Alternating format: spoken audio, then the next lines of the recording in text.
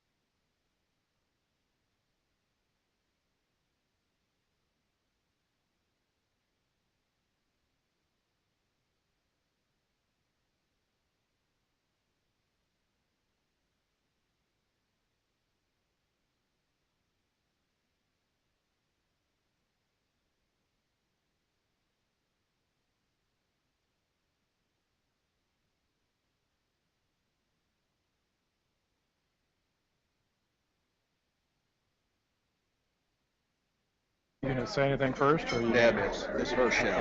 Okay.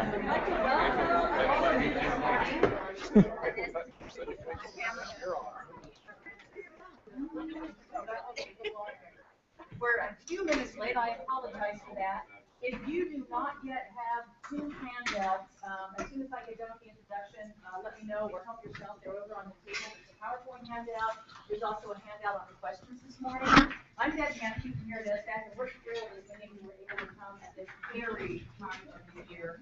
I know it would have been awesome if we could have done this a couple of weeks earlier, but you know how I see Darlene over there. That doesn't even hardly begin to capture it. One of the things that I do want to make you aware of is that we do have some individuals who are joining us virtually. That means that Brian and our afternoon speakers will need to repeat the questions from the audience and also repeat comments and things like that. So please bear with us on that, even though it's a repeat for you here in the room. The other thing that's nice about that is that this will be archived and it will be available to you or other people in your district for later viewing if you need to go back and look at it as well. It's going to be on the Blue Cross Blue Shield page as a part of the ESSDACK website, and we'll get an email address out to you for that as soon as it's up and available for your access. So I appreciate your awareness and tolerance of that. I also want to thank those of you who took the time to send questions in advance. You know, you had the opportunity to do that. This is obviously a hot topic. It's a moving topic, and we brought the guru in to help uncover all of those things that we're not yet sure about, hopefully, right, Brian? Yeah. Do my best. Yeah, it's a work in progress as well. I think Brian had indicated that he could probably do a day on just the questions alone that you had, but we are going to be limited to the morning. So just so you kind of have a little idea of our layout today, we will have lunch here at the office probably around noon. They will be serving it outside of this room, and you'll just go through and pick it up and then come back in and eat in here. And then we'll have the group leader meeting this afternoon as well. I think most of you are familiar with our facilities, but if you're not, we do have restrooms at both ends of the buildings. This is where you do the stewardess things, you know. So you can exit this door and head down the hallway to the restrooms. You can exit this door and head either direction to restrooms, and that's pretty important when we have this many people to kind of get divided up a little bit with respect to that. So without further ado, it's my pleasure to introduce Brian Johnston to you. Brian Johnston is an attorney out of Kansas City. He's done a lot of work for us. They specialize in a lot of the ancillary benefit and services for employers, etc. He was kind enough to provide written responses to the questions that came out. So in addition to highlighting those and having conversation here in the room today, you'll also have that to take back with you for a reference. So join me in welcoming Brian. Thanks, Deb. And with that loft introduction, I will again remind myself and others that forever and always I will be a kid from Newton, Kansas. So take that with a grain of salt for whatever comes out of my mouth. But it is a pleasure to be here this morning. And as Deb said, we have a lot of information to cover, but really some really good information, I hope, for you is from the 36 questions that were submitted previously as part of this process. And we did try to respond to each of those questions to the extent they were not duplicative of a question that's otherwise asked. And if so, then we refer back to whatever other responses there are in the materials. But for the most part, the questions truly are unique.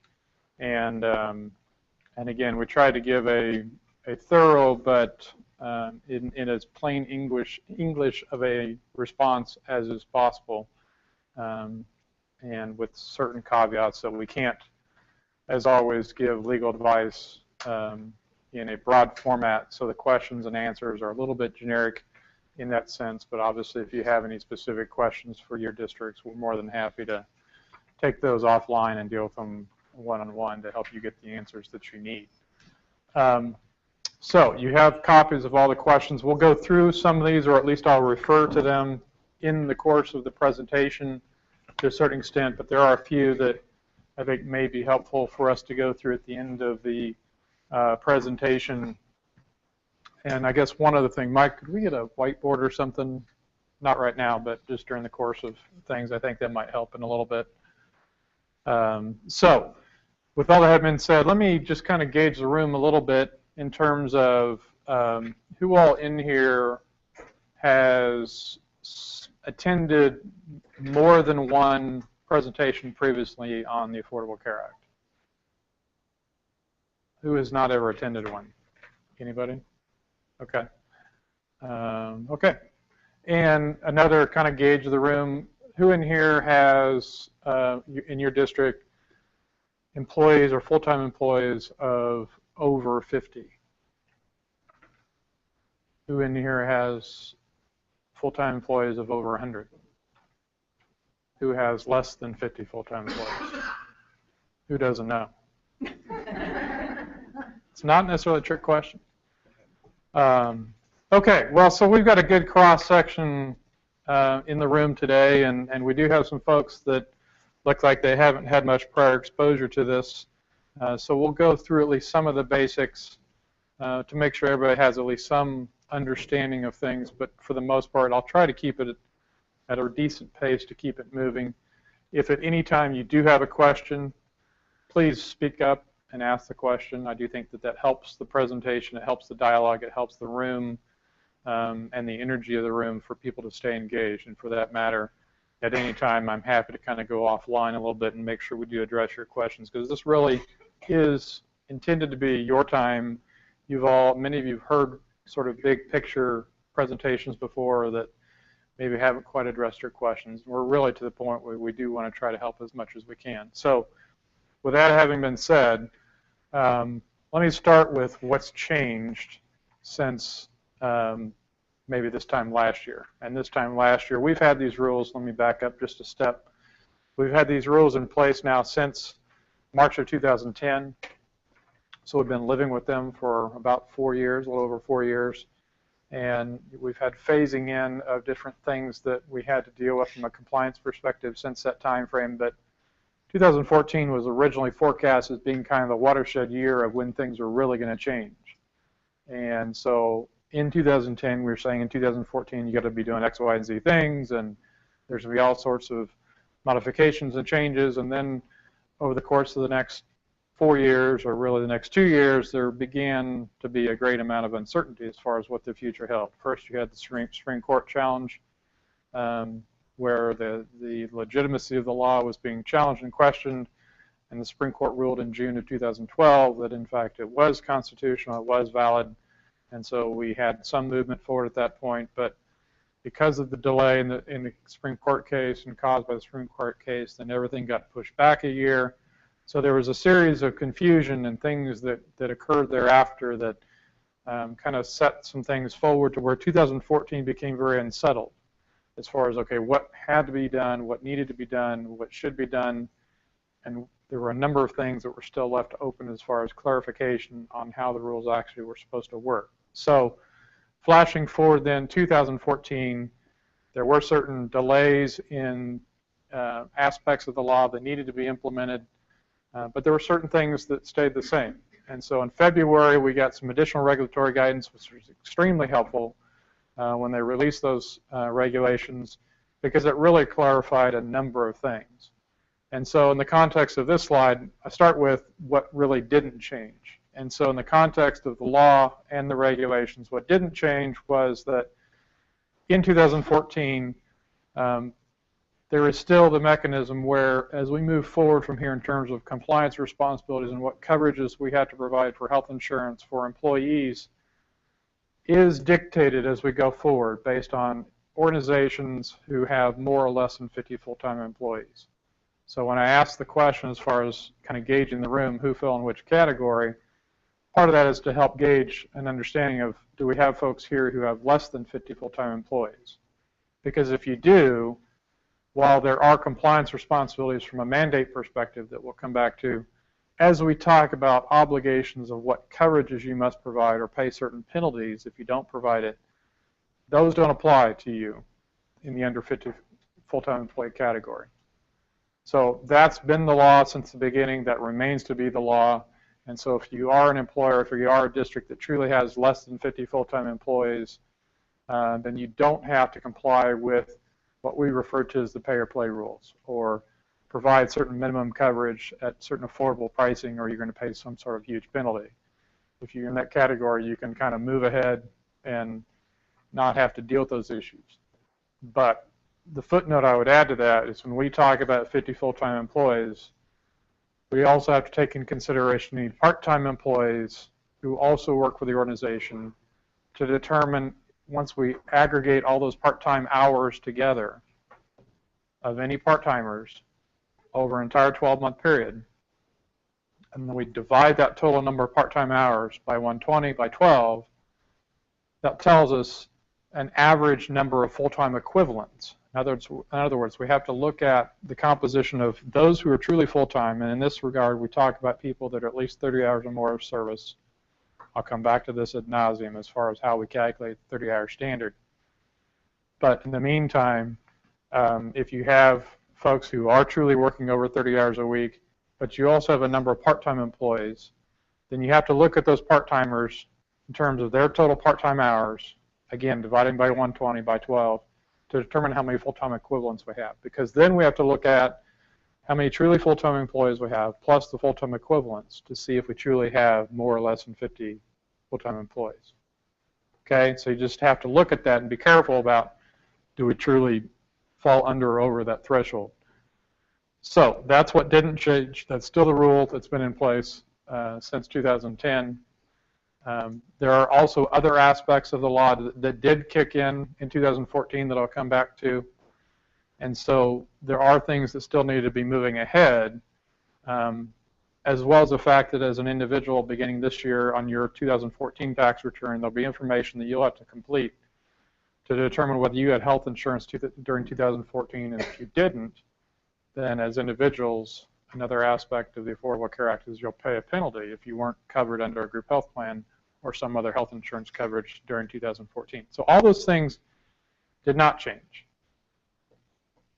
There were certain things that did change based on the final regulations. But in the meantime, one issue that was clarified and was extremely important, particularly for school districts, is the question around when we talk about compliance deadlines, 2014, 2015, 2016, what does that mean in terms of when do we have to comply for us who, in our case, or in many of these cases, you have a non-calendar year plan year, meaning for health insurance purposes, it begins either July 1, October 1, or sometime there in between.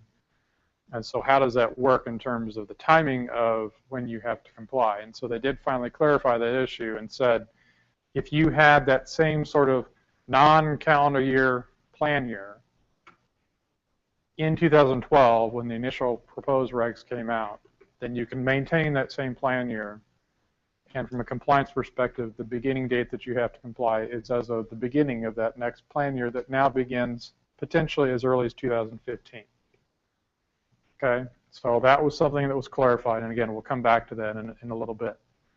The other main things that changed as part of the federal regulations were they created a new category in this discussion around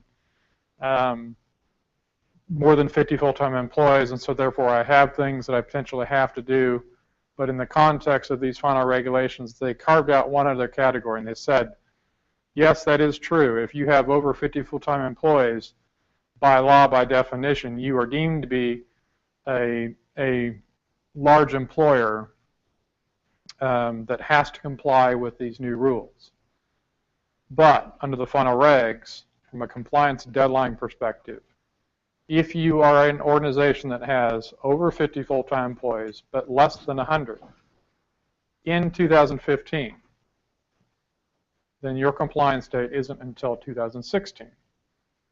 So if you have 75 full-time employees, taking into consideration full-time equivalents, and you have an October 1 plan year, then you will not actually have to comply with these pay-or-play rules that we'll get into until October 1, 2016. So more than 2 years away. If you have over 100 full-time employees, then you will have to comply as of the beginning of the plan year as of October 1, 2015. Okay? Clear enough? And we'll get all into the minutia around measurement periods and look-back periods and all that sort of stuff and how that fits in with those deadlines here in just a few minutes. But just to be clear, if you have more than 50 and less than 100, you have an extra year to comply on this pay-or-play type topic. Okay, then there are also a few other clarifications around this definition of full-time employee that we will come back to over and over and over again, because that's where all the obligations begin, is if you have full-time employees, you have certain additional criteria that you have to undertake. And so in the guidance and the regulations, they did clarify for us, in particular, a couple things. One, the definition of seasonal employee was subject to some dispute. Under the prior guidance, if you have someone that works less than a full 12-month cycle, could you or do you have to include them in your employee headcount if they're working over 30 hours a week during their period of employment, but that period of service is less than a year, and it happens year after year after year?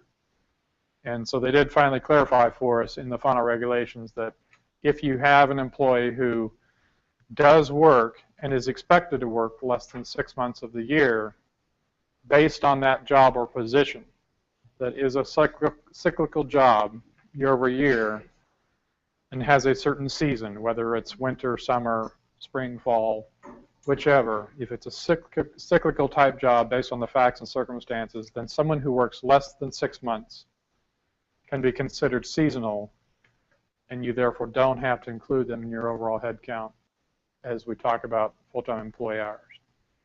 So what happens if you have like somebody that is a coach and then maybe also substitute teaches because they're less than 6 months of employment and they're posting seasonal position? Do you have to combine people? You do.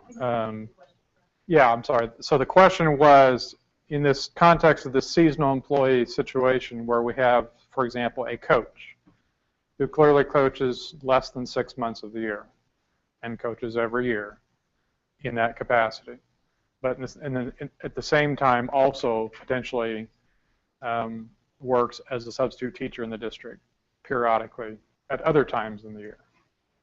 2 different positions, 2 different roles, and I know there's a question, I don't have them memorized, but I know there's a question in the materials that someone specifically asked this question as far as if you had different contracts. So you have one person that's under contract as a coach and another contract as a sub. Same issue as far as how does that work? And the answer is, if they are your employee, no matter what their position, whatever their function, contract, non-contract, if they are the district's employee, they get a W-2 for their services based on what they do, you have to include the hours together for the entirety of their employment to determine the total hours, the total employment service period. And in the context of your question, as far as we have a coach that's potentially seasonal, but also does other things, I would say that the IRS would probably take the position that that's not seasonal because they're working beyond the expected seasonal capacity. Okay, but if they truly were a coach and only being a coach and only working during football season, then yeah, I think there could be a good argument to be made that they should be considered seasonal. Okay? And we'll get into bridging of employment service here in a few minutes. That'll also further complicate this. Student workers can be excluded in some situations from employment categorization or potentially as full-time employees if they're working more than 30 hours. However, that exclusion only really applies if those students are working based on some sort of a federal or state grant type program. So if they're getting paid for through some of their third-party funding for that position, then there might be the ability to exclude them. But otherwise, if they're truly just a student, you're paying them as a district employee, again, you still have to consider them as being your employee. You still have to look at their hours.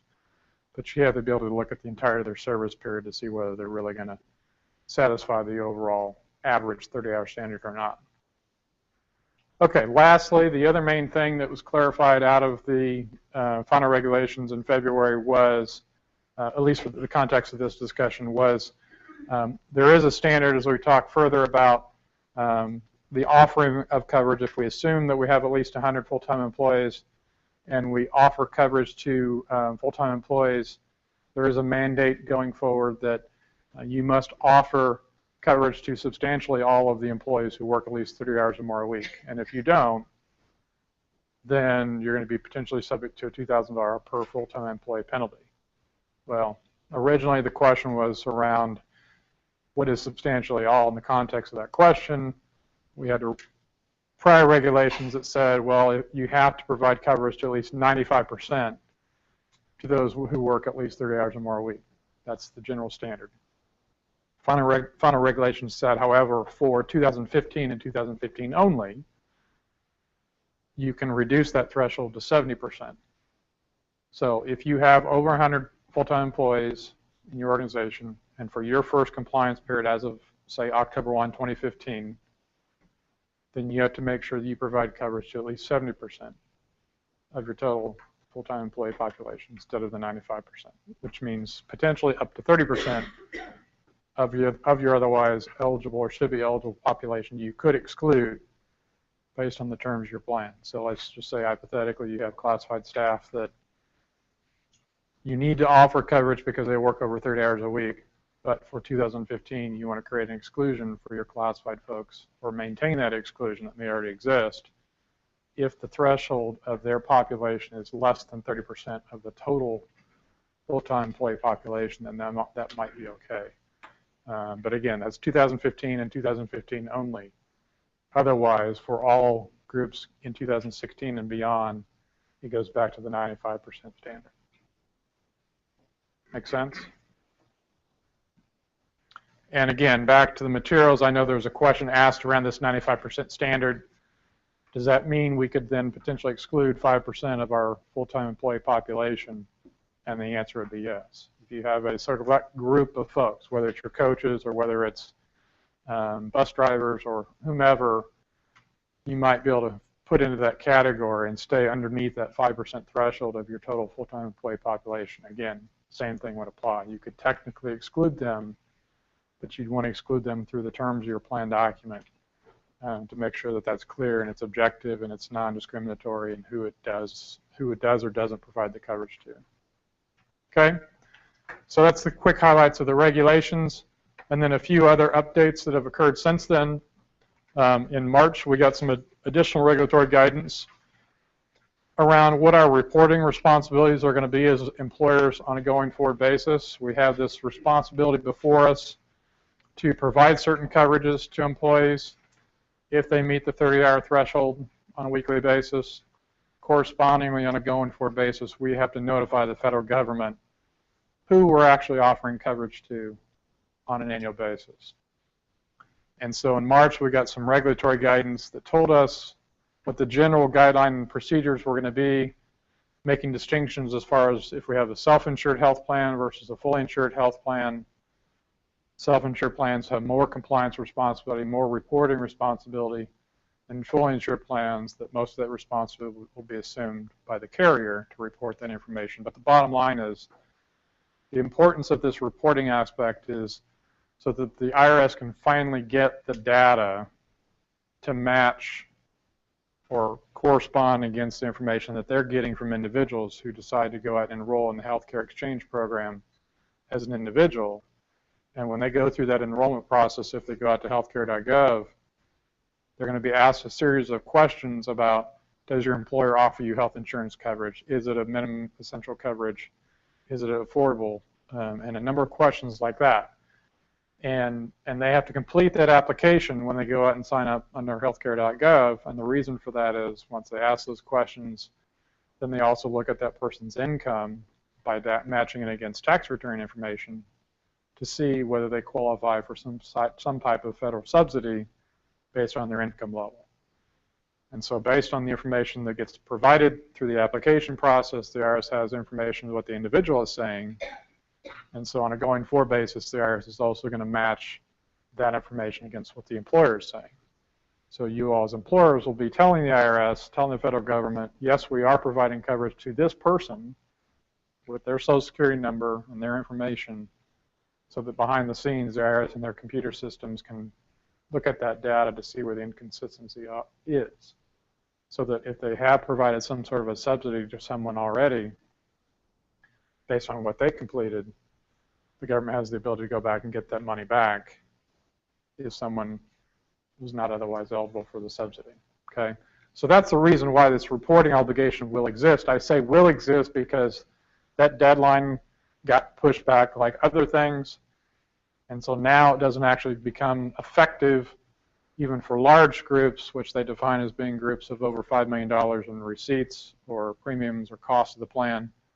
That does not begin until 2015, and not actually reported to the IRS until January of 2016. So that's the guidelines. They have now released draft forms of what these new forms that employers and carriers will have to fill out. They don't have the instructions that go with them yet, so they're not extremely helpful to let us know how we're supposed to fill these things out, but at least we know what the framework is and what data it is. And I would tell you that it's not to scare you, not to create extra burden on you, but there will be a process. It is extensive in terms of the data that has to be provided, and it's person by person, month by month. You have to identify on this form when someone is offered coverage and how it's made available. Now, we anticipate, and we're seeing already payroll providers and others that are coming out with some software programs that will help that process, as you might imagine, but it will be a process, which is also why we have an additional year to comply. And again, that only is required initially for groups of over $5 million in total plan assets or total premium dollars. If you're under that threshold, you have one more year thereafter. So there is some time still to get this worked out, but it is coming, so that's why I want to go and at least make sure that you're aware of it. And the other thing to be aware of is that same sort of large plan categorization. If you have over $5 million in annual receipts of the plan, and you have a self-insured health plan, which, by the way, does anybody know whether they have a self-insured or? We do not. We are not a self-funded Nobody, and they're all under the ESSDACK plan here. They are. Okay, all right. So ESSDACK, never mind. But this will be important because Blue Cross will be getting these identifiers for you on a going forward basis. So it is a process. I apologize. I didn't know for sure if everybody in here was with the ESSDACK plan or not. So that'll just be something that comes later. May I ask you a question? Yeah. On the second bullet? Yeah. We are a plan with 20 million in annual premiums. So I'm assuming we'll all be under the January 31st, 2016 reporting deadline. Yeah, because it's in a multiple employer plan. Yeah, sorry. For the video, for the sound, the question is, I'm talking through these materials, the second bullet point that talks about the deadlines for when we have to comply and this $5 million threshold. Since the ESSDACK plan has over $20 million in it, then the compliance deadline will, for this group and for those that are part of the ESSDACK plan, will have to comply as of January 2016. So 2015 will be the period of time which data will gather. Blue Cross undoubtedly will be asking for some more information on that and be working through that process once we have more clarity. Again, these forms were good because we have some idea now as far as what they think they want, but they're not final, so they likely will change, and we don't have instructions to tell us specifically how it's supposed to be completed. So there's still a limited value, and there's still plenty of time, but something just to be aware of as you go forward. Okay, the other thing to be aware of, just kind of finishing out the update stuff, in May of this year, the Department of Labor came out with new COBRA notices, a new model notice. It is not mandated, it's not required to be used. So if you have a prior form that you've been using, it's not outdated, it's not something that you can't continue to use. However, they do strongly encourage the usage of this new form that they came out with. And it actually may be of benefit to you to use the new form, even though it's not required. But the value may be because the new form has some additional information, new information, specifically around the healthcare marketplace and the fact that while you are still eligible for COBRA coverage when you terminate your employment with your employer, you are also going to be eligible for enrollment in the healthcare marketplace. And quite possibly the coverage you may find out there may also be not only more options that might suit you and your family, but it may actually be cheaper for you as well. So there is some value as an employer for using these new forms because they do actually help you, because they might actually get some folks off your plan sooner or off your group sooner if they actually know about and can go out to the healthcare marketplace and get more information there. So just to be aware of that, give the link to the form, and I know ESSDACK has that information as well. So those are the kind of the updates that have been occurring through the course of this year, so I want to go through those in some detail. But from here, then, I'll just quickly run through what we call our top 5, and these are the top 5 things that every employer needs to be aware of, needs to be thinking of, needs to be dealing with in 2014 as we move forward from here.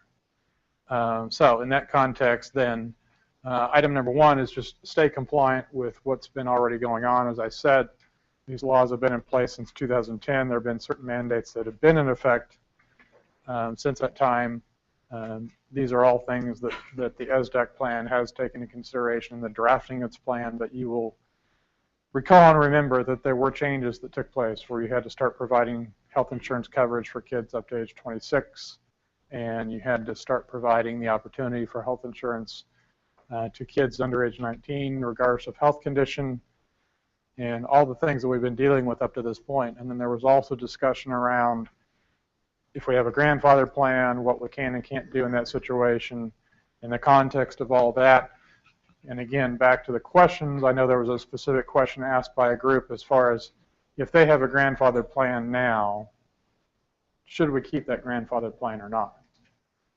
And the response that we gave was, to the extent you can afford it, meaning the cost of compliance with the coverages that have to remain in effect and the limitations that remain in effect as far as if you are grandfathered, then you could keep the plan you had largely in place since 2010 and not have to comply with a few of the mandates, such as the requirement for preventive care coverage on a first dollar basis for non-grandfather plans, or the ability or the inability to exclude yourselves from non-discrimination rules for fully insured plans or non-grandfather plans.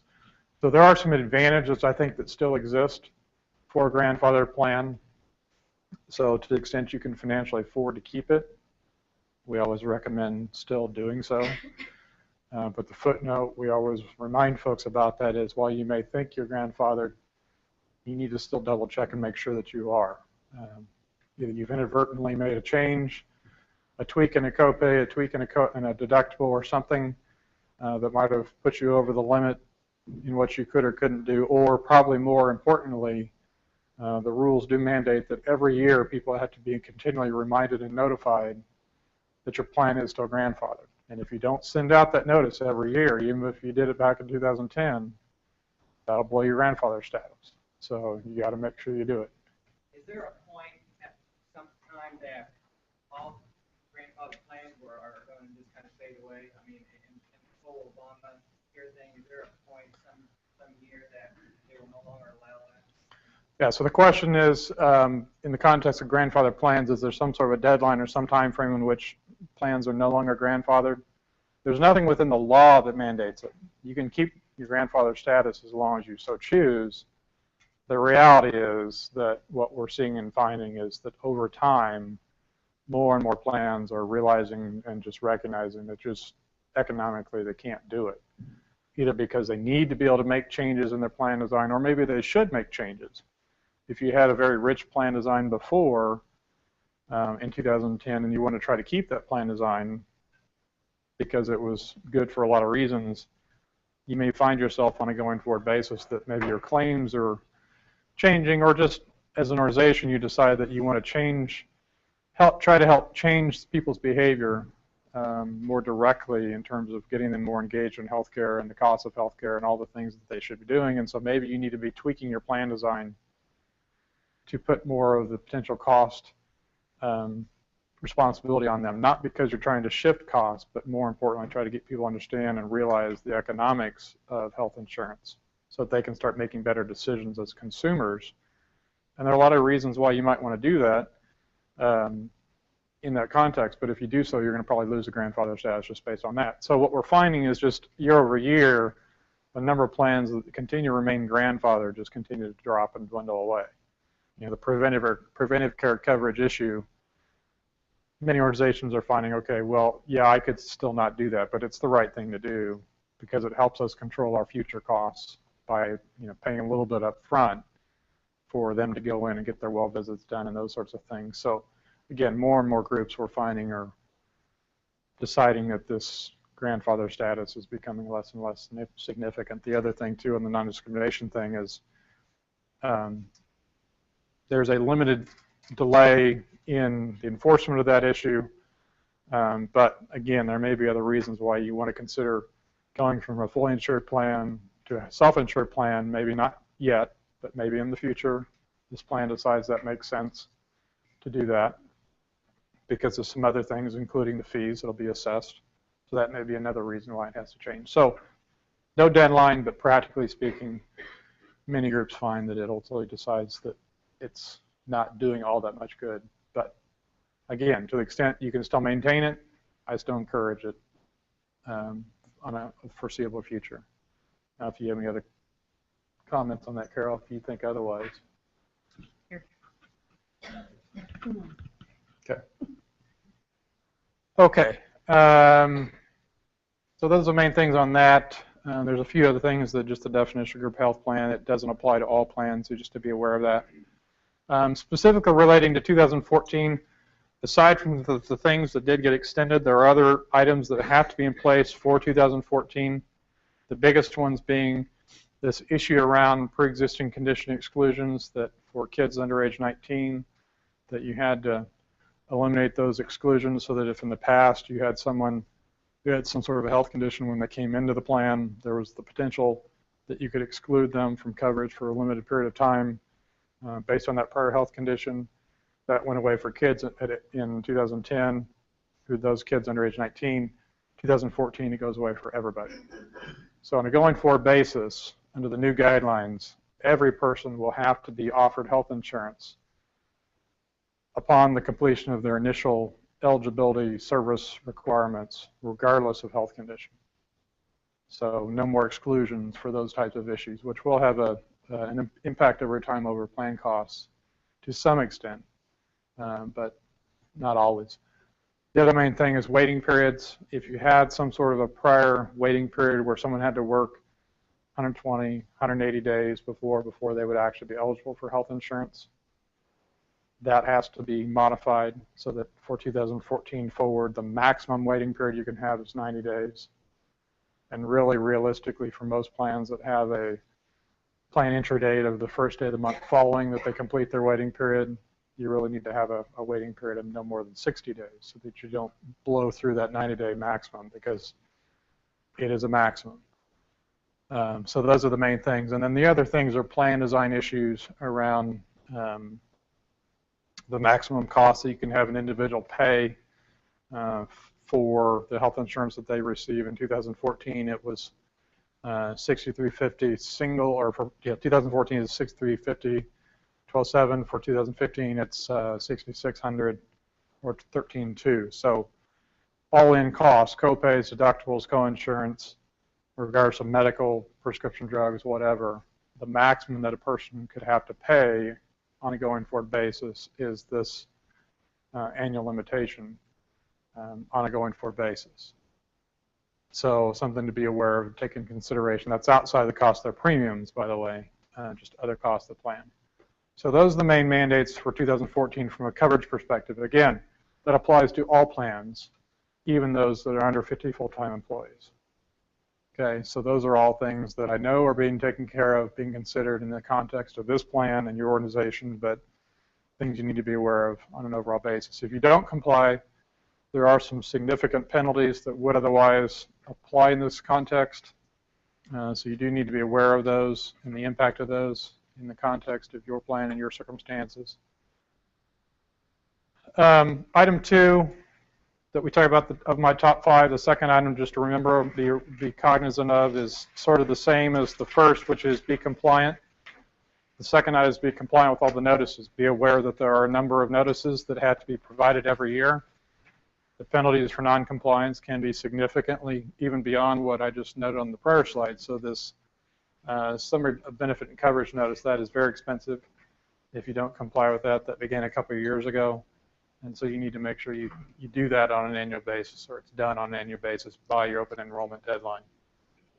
Brian, I would just mention to the group that just as we did last year, those uniform summary of benefits and coverages have been uploaded to the Blue Cross Blue Shield page on our website, so you'll have a single location where you can direct your folks so they have all of the information that they need regarding the plan.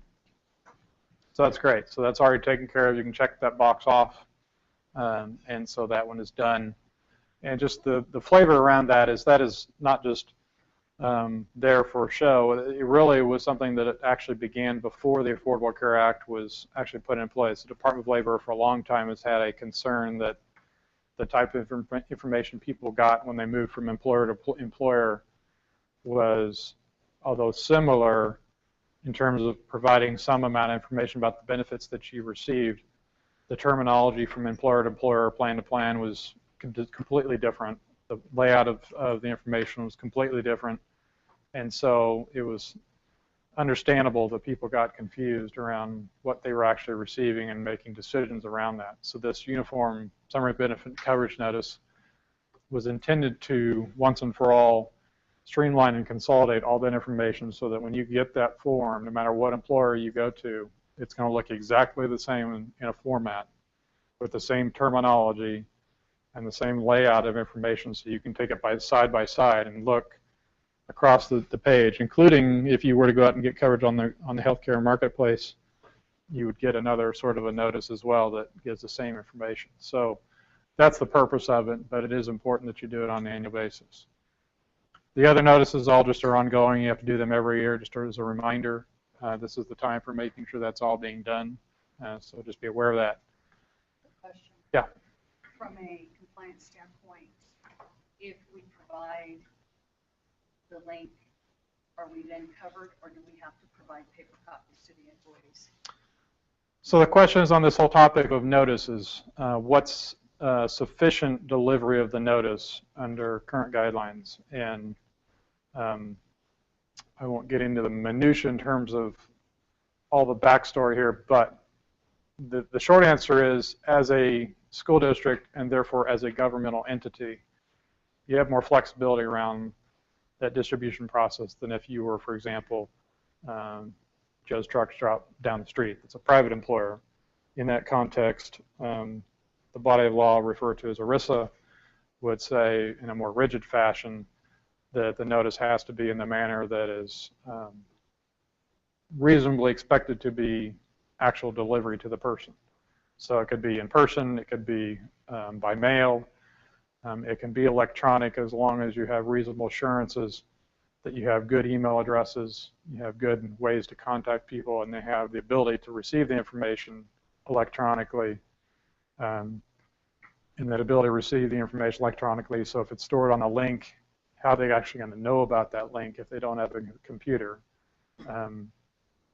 And so in the context of that, oftentimes what we will recommend is, every organization is different, but oftentimes we'll say send a postcard that has, by mail, that has that information on it and where they can go for the link, so you can at least know that people are going to get it some way, somehow. And above all else, any method of delivery other than hand delivery or mailing of the actual hard copy of the document, you have to make them aware that they have the opportunity to ask for a hard copy at any time.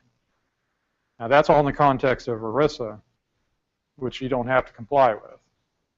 But in this context, we still think it's good practice to follow those same protocols for these sorts of things, because you do want people to have this information. And those sorts of protocols give you the ability to evidence your compliance as well. So that's kind of the general rule. Okay, the third item is another compliance issue. Well, they're all compliance issues, but the third item is another form of compliance, and that is you got to pay your fees.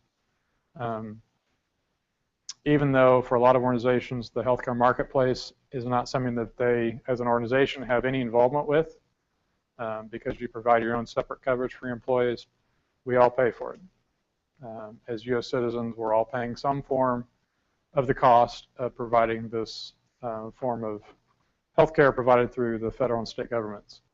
And it's done in several different layers, several different fees. And I've listed out the three main fees that are applicable in all situations. The PCURI fee, or the Patient-Centered Outcome Research Institute fee, began a couple of years ago. And it's the one that started out as $1 per covered life per year. And then now it's up to $2 per covered life per year. As a fully insured group, that's all taken care of for you through your premium payments. So that is something that's just automatically loaded as part of your annual cost. The second one is a transitional reinsurance fee. That is a fee that's paid by all plans to help pay for the overall marketplace program, the subsidy program under the marketplace. And presently that cost is $63 per year for 2014. And the first installment of that fee, which actually is $5.25 per person per month, the first installment of that will be reported to the federal government by November 15th of this year. And then you'll actually get an invoice, and you'll actually pay that installment in either one or two installment payments in January of next year. So hopefully that's already something that's been budgeted within your organization as a cost. It's in the premium. Okay, It's okay, in there. Yeah. okay. Sorry about that. Blue Cross and Blue Shield is taking care of that one for us. Okay, so it's already in there in your group. Again, every group does it a little bit different, so I always have to treat it kind of as consistently across the board, so don't freak out.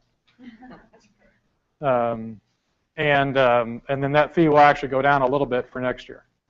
So again, it'll be part of your next renewal cycle, be part of your premium. They are actually delineating and identifying those costs separately, or they should be, on the renewal calculation. So that'll be something you'll be made aware of. And the last fee will also apply to your group, which is the health insurance industry fee.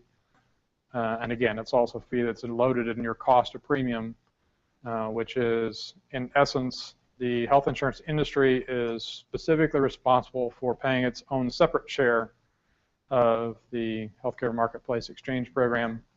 And in that context, in 2014, the health insurance industry had to pay $8 billion into the program to help fund it. They have to pay $11 billion for 2015 and 16. And what the industry therefore is doing is allocating that cost out to all their policyholders.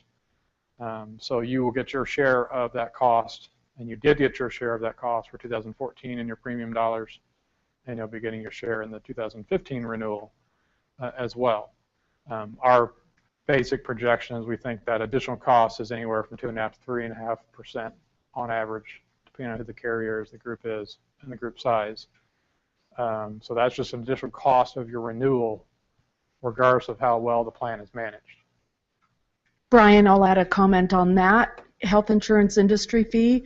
It's our understanding that Blue Cross is very solid financially right now, and so they absorbed a lot of this particular fee when they delivered our premiums last year. They're using their group reserves to pay this fee, kind of like we use our group reserves to lower our premiums. So we haven't felt a 2.5% to 3% because of this particular fee.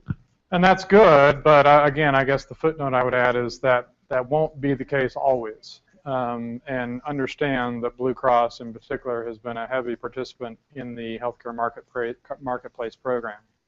And they were locked in on the pricing that they were going to charge people for coverage through the exchange program in the state of Kansas or other states that they're in.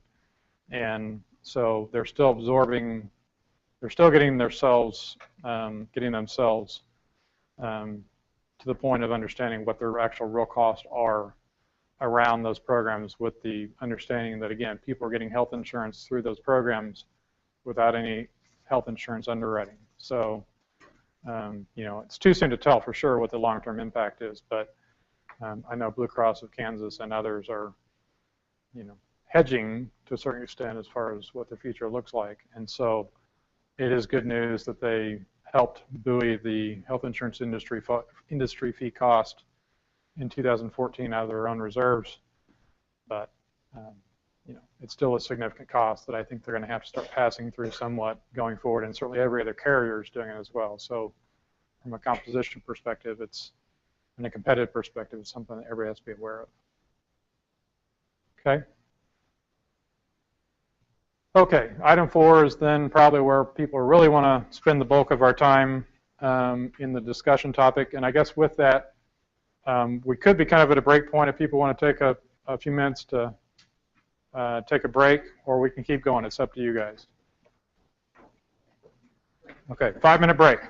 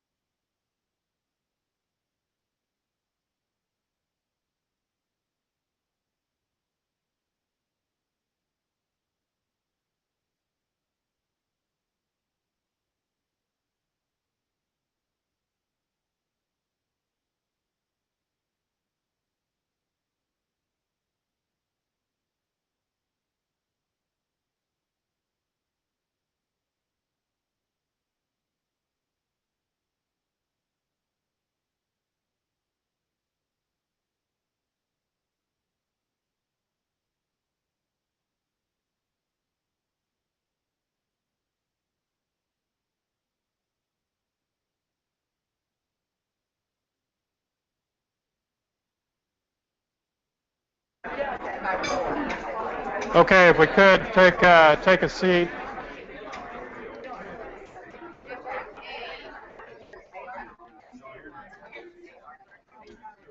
Try to keep things rolling here a little bit.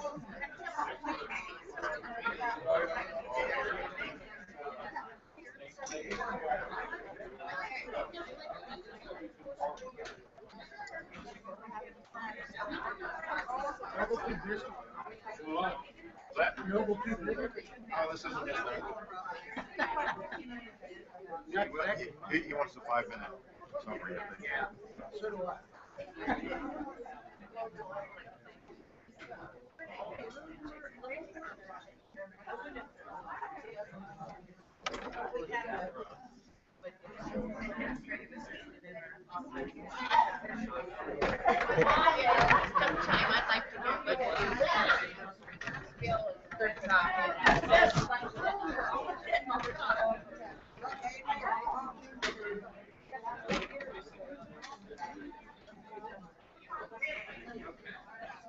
All right.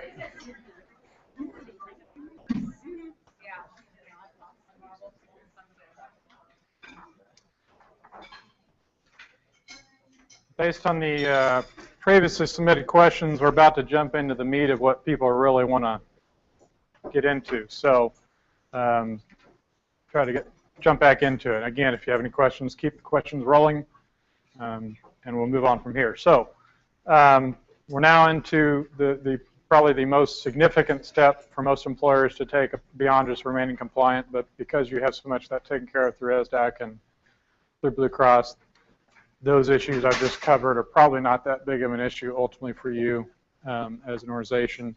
So this really is where the meat of the potatoes comes from a compliance perspective, and that is, what do we have to do to comply on a going forward basis? We talked about the past, we talked about the other stuff, but now we're going to talk about the stuff that's yet to come. And really specifically, and for the next several minutes, I will focus primarily the discussion around employers who have over 50 full-time employees.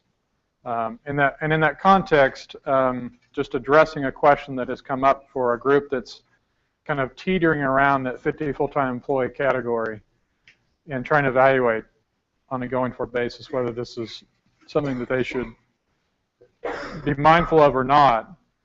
And certainly there is an element to be mindful of as it relates to, well, you have to comply with the things I'm just going to talk about. But the flip side is, what you also have to be mindful of is, even if you're under 50 full-time employees, you have to be aware that your world is about to change as well, even though you don't necessarily have to provide coverage for all of your other employees who aren't full-time or pay a penalty. You may still have, on a going forward basis, at least for the near term, a potentially significant cost in your renewal. Maybe not this year's renewal, but next year's renewal, because by next year, small groups of under 50 full-time employees, based on guidelines under the federal law, have to be underwritten differently than what they are today. And so the guidelines are going to change. Yeah. The law won't allow that to happen. That's got to change. Well, we're grandfathered. Doesn't matter.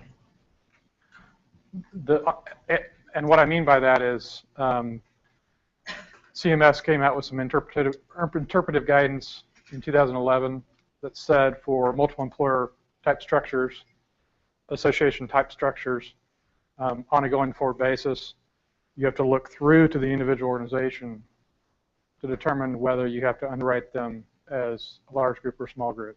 I wish that was not the answer. Yeah, I was thinking that's one of the reasons we did that association confirmation. Well, I wasn't involved in that piece of it, but this is an issue that I have actually been advocating on behalf of another association for a while, specifically and directly with HHS. And the point of this is, even in a multiple employer structure where you have an association-based model, again, based on, it's a one letter written by the deputy chief at the time. I don't agree with his interpretation, by the way, but nonetheless, it is the answer that basically says it doesn't matter if you're in an association type structure.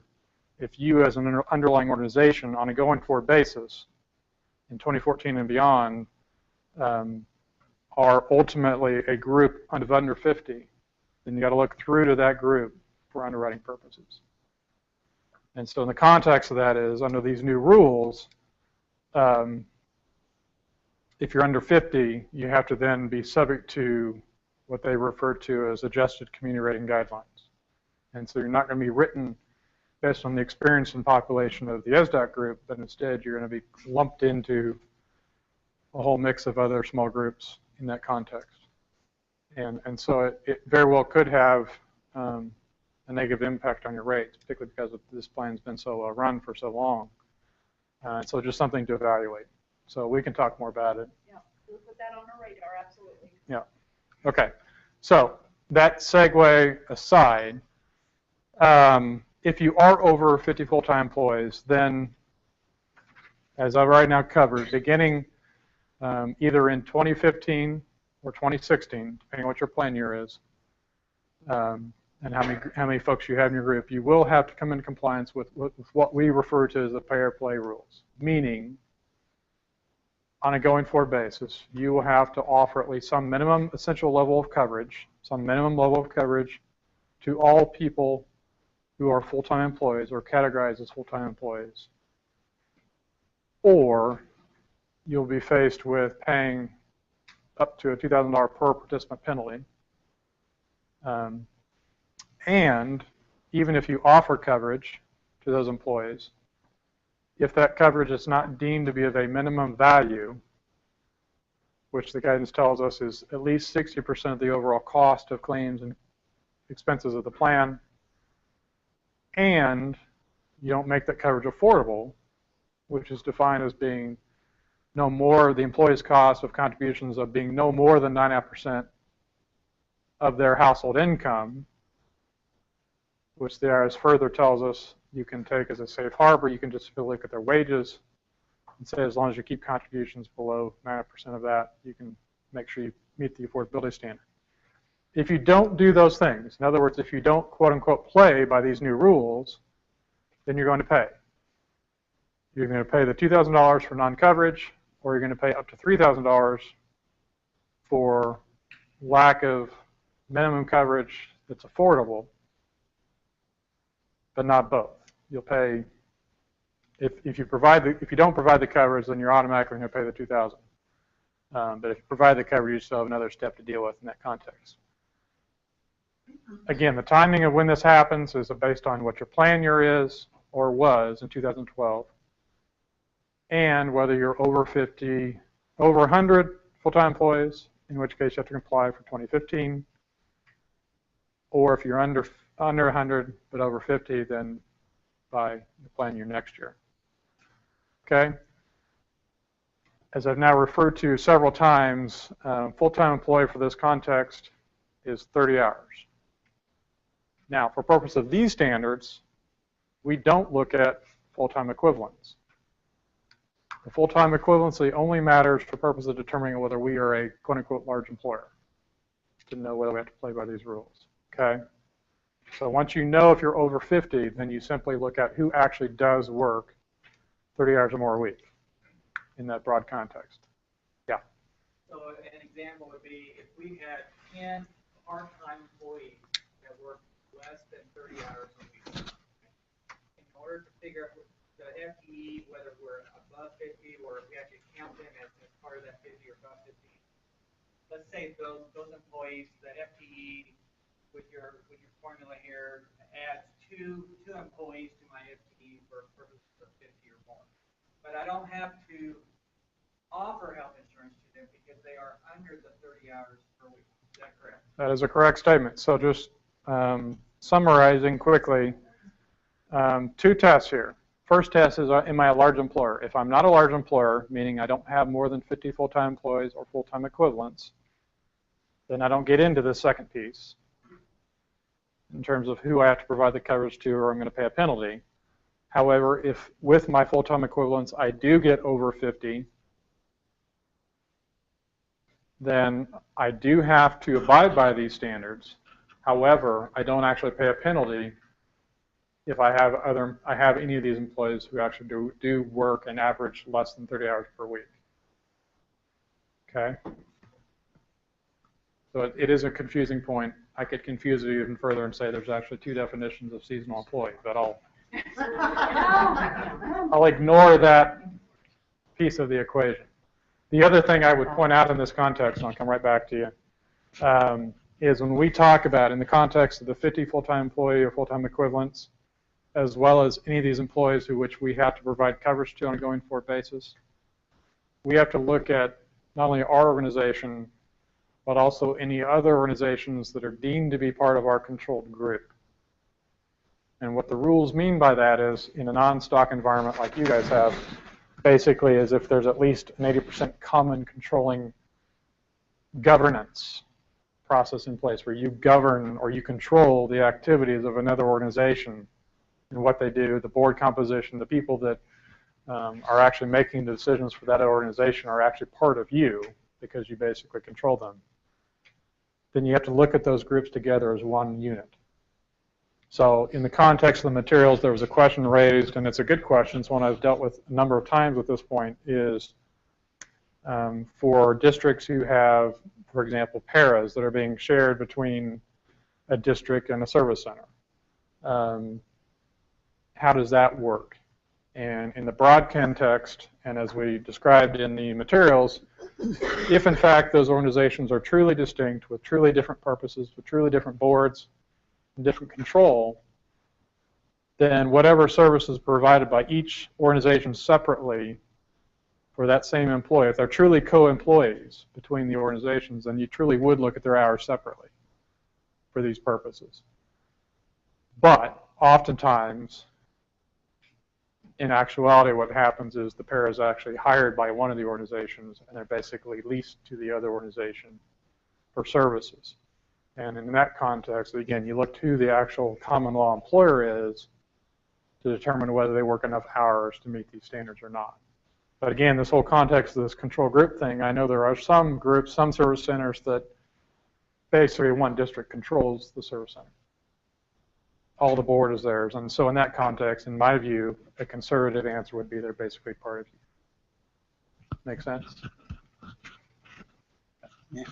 I guess my question goes with the substitutes. You talked earlier about substitutes who are also, well, like a better, they're not technically Rule 10, but also maybe do coaching, and then you have to look at them and combine those. Just looking at the substitutes, sometimes we have extended periods of time that they're used. If we have about a 260-day full-time employment status that they would be able to work, of course minus weekends, etc. So if we had those 12-month employees on 260 days, do we therefore, since a substitute, we've always treated them as a temporary employee in the past, they have to work exactly half of that, those number of days? Would it be looked at that way, or would it be looked at the roughly 9 months that the students are in session that we might have substitutes, you know, the 180 days, they couldn't work more than 90 days over the year? Great question. Can you hold it for about 5 minutes, and then I'll come back to it in the right context, I think. Because we do have some folks, if it were just folks that have been through this a number of times, I'd jump right here. But since we have some folks, this is kind of their first time through this, let me cover some of the basics, and then I'll come back to your question. Don't let me forget it. I'm sure you won't. Okay, so 30 hours or more a week is the standard across the board. Okay, so if someone works 30 hours a week or expected to work 30 hours a week, they are a full-time employee, and therefore we have to include them in the mix of not only our head count for large employer categories, but also for determining whether we have some other additional pay or play responsibility.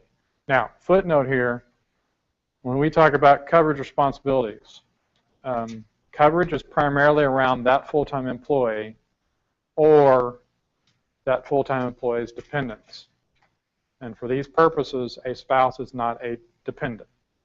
Okay, so when we talk about the rules and requirements, just file it away that for the future you could consider not providing coverage to a spouse and still be in compliance with these rules. Okay, now I'll come back to that as far as when that might make sense. I'm because I'm under 50. I have about 34 employees. I'm going to have to keep track of every sub's hours, every Rule 10, just to keep track of my FTE. Know if I'm thrown over 50 at the end of the year. That would, Unfortunately, yeah. I mean, yeah, the question is for someone that's clearly under 50 full-time employees, say 34, 35, so clearly under 50, does that mean, the question is, does that mean because of this whole 50 full-time employee or full-time employee equivalent threshold, does that mean I have to still keep track of my part-time folks, my coaches, my paras, my others, my subs, to see whether I've got any full-time equivalents to put me over the 50? And unfortunately, the answer is yes. Now, you could say, as a matter of practicality, if you truly have folks that just year over year work basically the same number of hours, and you've tested it once, and you clearly were well below 50, and nothing's really changed for the next year, or the year after, or thereafter. I mean, you can, the compliance responsibility is yours as far as how you justify your numbers. And again, the materials, there's some questions asked about what we have to do to document what we do and how we do it. And there's no mandate for what's required by the IRS to justify our status, other than the understanding that sooner or later we could be subject to an audit. And so if in the course of an audit, they're going to want to see what our proof was about either whether we're over or under 50 full-time employees or full-time equivalents, or on a going forward basis, how we calculated the folks that actually work more than 30 hours a week or not. That's self-certification in terms of the backlog of data that you keep and how you calculate those numbers to support what you file with the IRS, just like you would with a payroll audit or a payroll situation. You have certain mandates as far as what you have to report on payroll, but you don't turn in all your pay stubs to the IRS for all that. You just keep that as part of your records.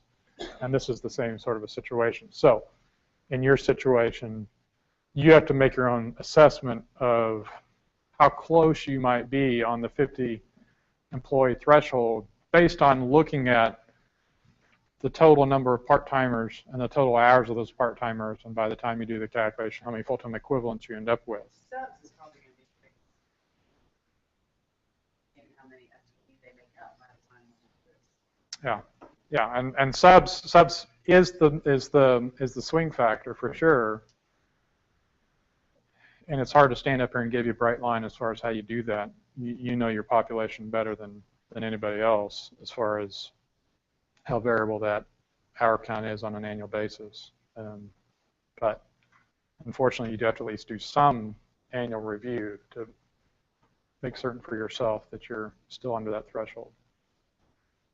So does that mean that if we know we're over 50, we don't need to track for it? Yeah, I mean, if you know you're over 50, then you're going to be tracking them for other purposes anyway, right?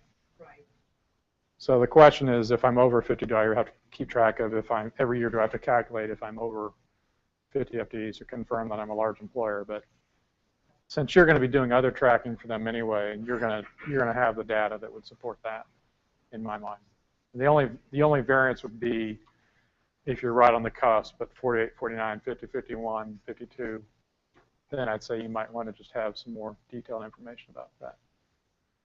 Okay, so big picture, just be aware that that's sort of where we're at from a threshold perspective and how the big picture works. And we covered the control group stuff. Okay, so jumping in a little bit deeper, and I've covered this a little bit, but the bottom line is if you are over 50 then in either 2015 or 2016, then you will have a responsibility if you choose to provide health insurance. However, let me back up and say, even with the Affordable Care Act, there's absolutely no obligation of any employer to provide health insurance in this country. You can make that decision. It is your right to simply eliminate health insurance as something that you as an organization are going to provide. Just know that there's a cost associated with it. Okay? So, and the cost again is if I'm over 50 or over 100, just timing on when I have to comply, then I have to I have to do one of two things. One, I have to offer at least a minimum level of coverage. And when I say a minimum level, the first tier of coverage for the minimum health care coverage or minimum essential coverage, that bar is pretty low. You just have to provide basic coverage the employer pays for that provides at least preventive care services or basic coverage for what they deem to be essential health benefits.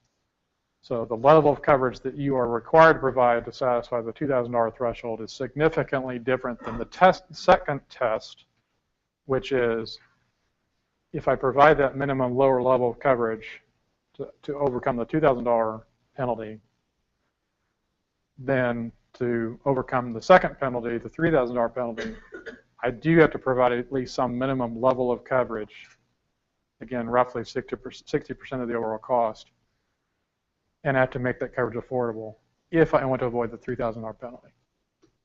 Okay, do I remember you saying earlier that you would not have to pay both, it would be one or the other? Well, the question is, I said earlier, I paraphrased earlier that you wouldn't have to necessarily pay both penalties. And the answer to that is yes.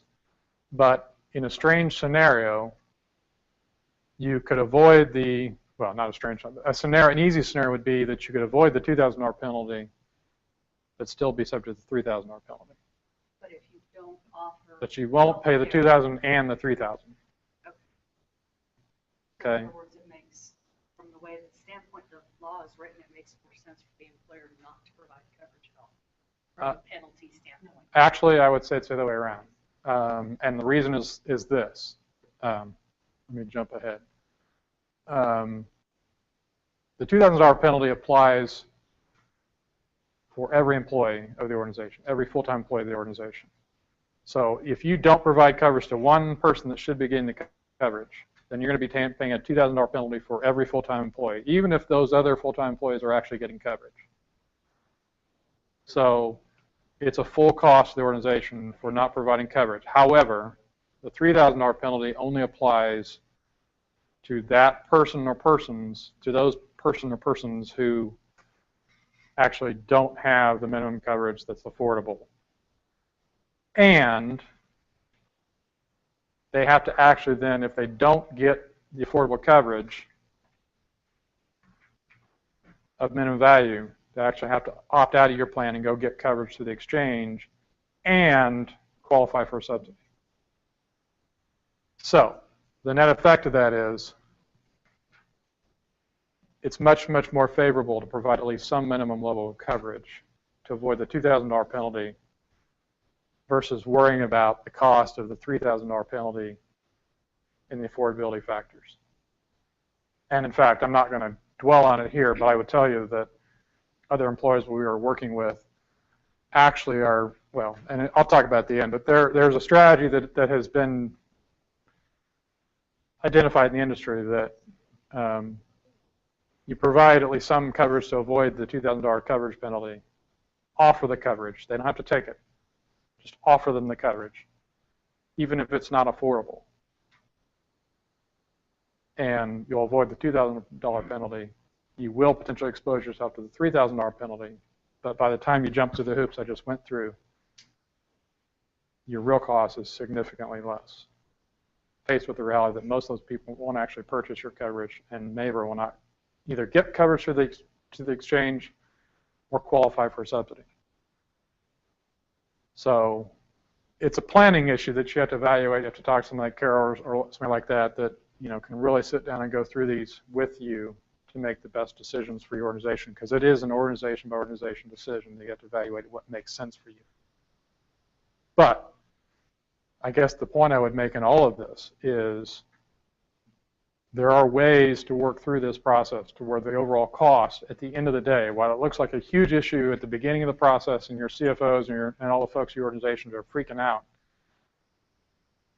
some of my clients here included, the real cost we expect to be significantly less because the number of people that are actually going to enroll in coverage through the district's plan is realistically not going to be all that significant. Either because they already have coverage through a spouse, or they have some other choice of health insurance that they don't need your coverage anyway. So to that point, the key here is the $2,000 coverage penalty. You just have to offer them the coverage. They don't have to take it. They can decline it. But if you don't offer it, the penalty is significant. Now, you don't care about the deductibility piece, but it is a cost based on every employee who's otherwise eligible. Okay, so you have to be aware of that. We already talked about the 95% versus the 70%. There is actually an oddity of these rules, kind of, and this is going to go beyond what your question was a minute ago. But there is an oddity of these rules. So we talked about this in 2015, this 30% group of your organization that you could actually exclude from coverage under your plan and avoid the $2,000 penalty for this year, right? So you can avoid the $2,000 penalty. However, that 30% category of your employee base, you could still be subject to the $3,000 penalty even for those individuals. So even if you're not offering them the minimum coverage and you're okay not paying the $2,000 penalty, again, another audit of the law that I don't really agree with, you still have to evaluate the cost of the $3,000 penalty for those same employees if you don't offer them the higher minimum value coverage that's affordable. But again, they still have to go out to the exchange and purchase coverage and the alternative and get a subsidy and all that. So I just add that mix that is something you have to be aware of. Okay, I already talked about the dependent issue, and you actually could exclude spouses in the context of this. Why would I exclude a spouse from coverage under a plan? We've always had spousal coverage. This seems very counterintuitive. Well, the reason for that is A, it's not required, so there's no penalty if you exclude spouses as a class from coverage under your plan. The other practical reality, real reality, is if you offer coverage to a spouse under the district's plan and you offer affordable coverage of minimum value under the district's plan, and it meets all those guidelines, of which the affordability test is only around the employee's cost of coverage, doesn't have any application to family cost, then you've met the rules and standards around what's required under the pay or play rules, and you won't have a penalty as an organization. But that spouse goes to potentially elect coverage through your plan, and technically you could charge up to 100% of the cost of premium to that spouse for coverage under your plan, and that would still satisfy these rules. But that spouse says, I can't afford that coverage, so I'm going to decline it, and I'm going to go out and get coverage to the exchange. And what that person will find when they go out to the exchange is they can elect coverage to the exchange program as an individual. But when they start going through those questions I talked about earlier, as far as do I or my spouse's employer offer me coverage that's a minimum value that's affordable, I have to answer yes, because I was offered that coverage and it met these requirements. And because I have to answer it that way, I will not qualify for a subsidy through the exchange. So my coverage through the district is more expensive, and I can't get cheaper coverage through the exchange because of this situation, which is why I raised the point around a planning thought for the future. And maybe you exclude spouses from coverage under the district's plan so that they can still go out and get another option for coverage through the exchange. Not saying it's what you have to do, but it is something to evaluate, and a number of larger employers across the country have started doing that, or at least excluding it for spouses who have coverage through another employer, so that at least you're reducing your burden, because again, it's not required. Okay, second test. You satisfy the coverage test, but now you deal with the affordability test, or what we call the affordability test, which says, again, I can charge my employee no more than 90% of their household income, and I have to provide health insurance coverage that is of at least a minimum value based on the regulatory guidelines. Now, the minimum value thing, I would say that for the most part, certainly the ESSDACK plan and most plans easily meet this standard. I mean, you'd have to have a plan of $6,000 deductible, single, $12,000 or $50,000 family to come even close to that threshold. So it's not a huge bar, again, in most situations to meet that minimum value requirement. So it's really more about how much am I charging my employees for contributions under the plan. And again, this household income thing, who knows what the heck that is as an employer, because you can't ask them what their income is. So the IRS gave us a standard previously that they said, look, if you look at your individual situations in one of these three ways and you calculate your 9% off of one of these three standards, you will automatically meet this affordability requirement. And the two most common ones that I run into for the most part is either W-2 wages, if you have people that get paid and you know realistically what they're going to get paid on a regular basis, or if you have a number of lower income folks and you want more certainty around what the actual contribution cost needs to be to make sure you satisfy the test, you could look to the single federal poverty level standard. And so we know that for 2015 is going to be 11,670, so your actual contribution cost would be, as long as you charge something less than about $92.50 per month in contributions, you know you will meet every affordability test there is. Doesn't mean you can't charge more than that, but just kind of as a baseline standard, that's what it really would look like. So again, 90% is the threshold, and you provide that in order to avoid the $3,000 penalty. However, as I've now said, that $3,000 penalty only applies on that person who doesn't have affordable coverage, not the whole group. So if you have a portion of the population that has affordable coverage, you don't pay the penalty on them, and you only pay the $3,000 penalty to the extent someone actually opts out of your plan, goes to the exchange, signs up, and gets a subsidy because they're a lower income folk. I go a step further and say the $3,000 penalty is then a pro rata penalty per month. If they're only in that program for a few months and then they go get reemployed somewhere else, your actual cost is lower than that. So in reality, this affordability test is much, much cheaper than what it first appears.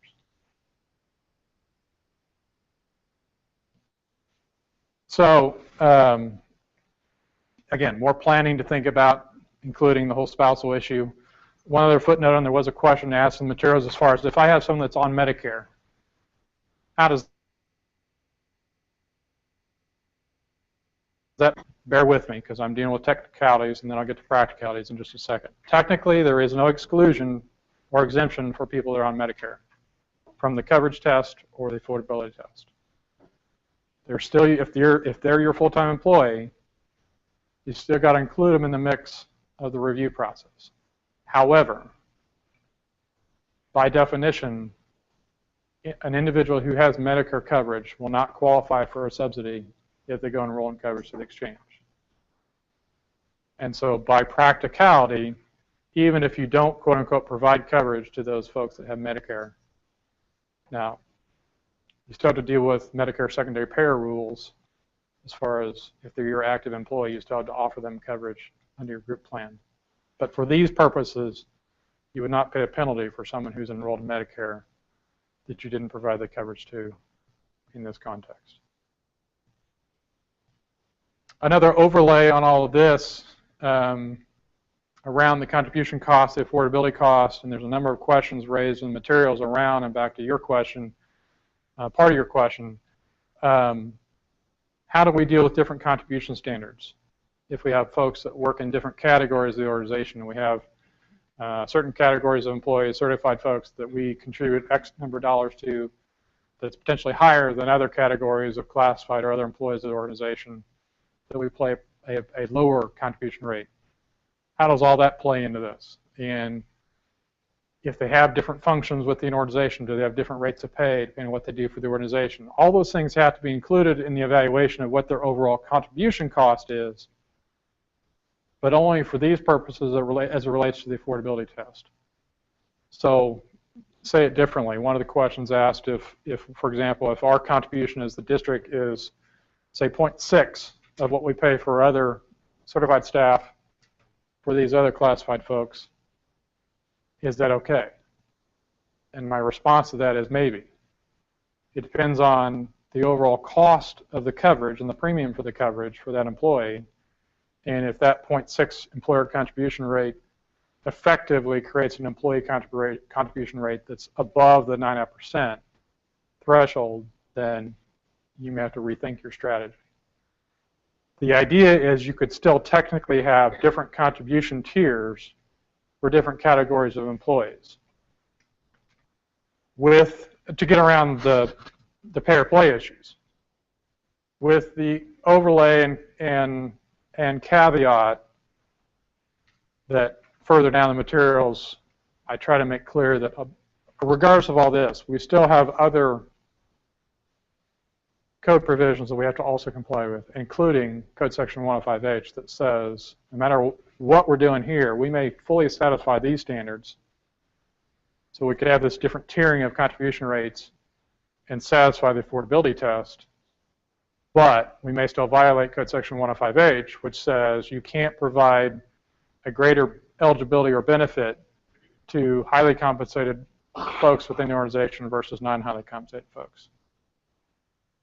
Now, as a grandfather plan, as fully insured plan, non-discrimination rules for now are not that relevant because the IRS has extended the deadline to a date yet to be certain as far as when those non-discrimination rules have to apply. But at some point, they will. Particularly if you lose grandfather status. If you are still grandfathered, then this is something that definitely would be helpful to you if you have that different tiering structure. So if you have a different contribution rate where you're paying all or most of the cost of the SOUP's contributions for them and their family and not everybody else, paying a different contribution rate for certified folks versus non-certified or classified, again, all those things certainly would be okay now because the IRS has said they're not going to force that requirement. But at some point in the future, they've already told us that they will eventually get around to doing what the law requires, which is not allow any sort of discrimination in either eligibility or contribution based on different categories of folks between highly and non-highly compensated folks. Okay, so just have to be aware when you set these contribution levels, there's several things you have to evaluate and look at in your situation. Okay, so that's the big picture context of the pay-or-play rules. There's lots of planning around what's the right thing for our organization, do your evaluation of your potential costs, exposure, all those sorts of things. But as you do those evaluations as far as what our cost is, it all comes back to the same issue, which is we keep talking about full-time employee.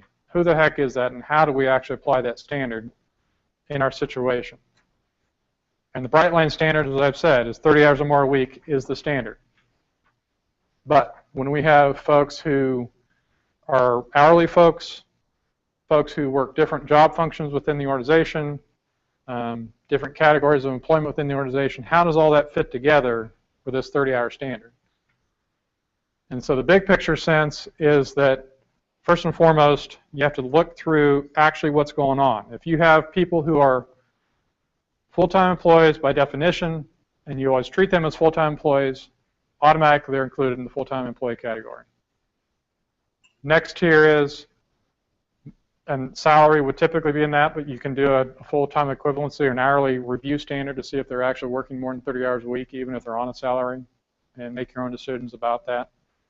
But if their job function is either salary or hourly, if you know going in when you hire them, or when they're working for the organization, that they are always going to work over 30 hours a week, even if they're hourly, still include them in the full-time category.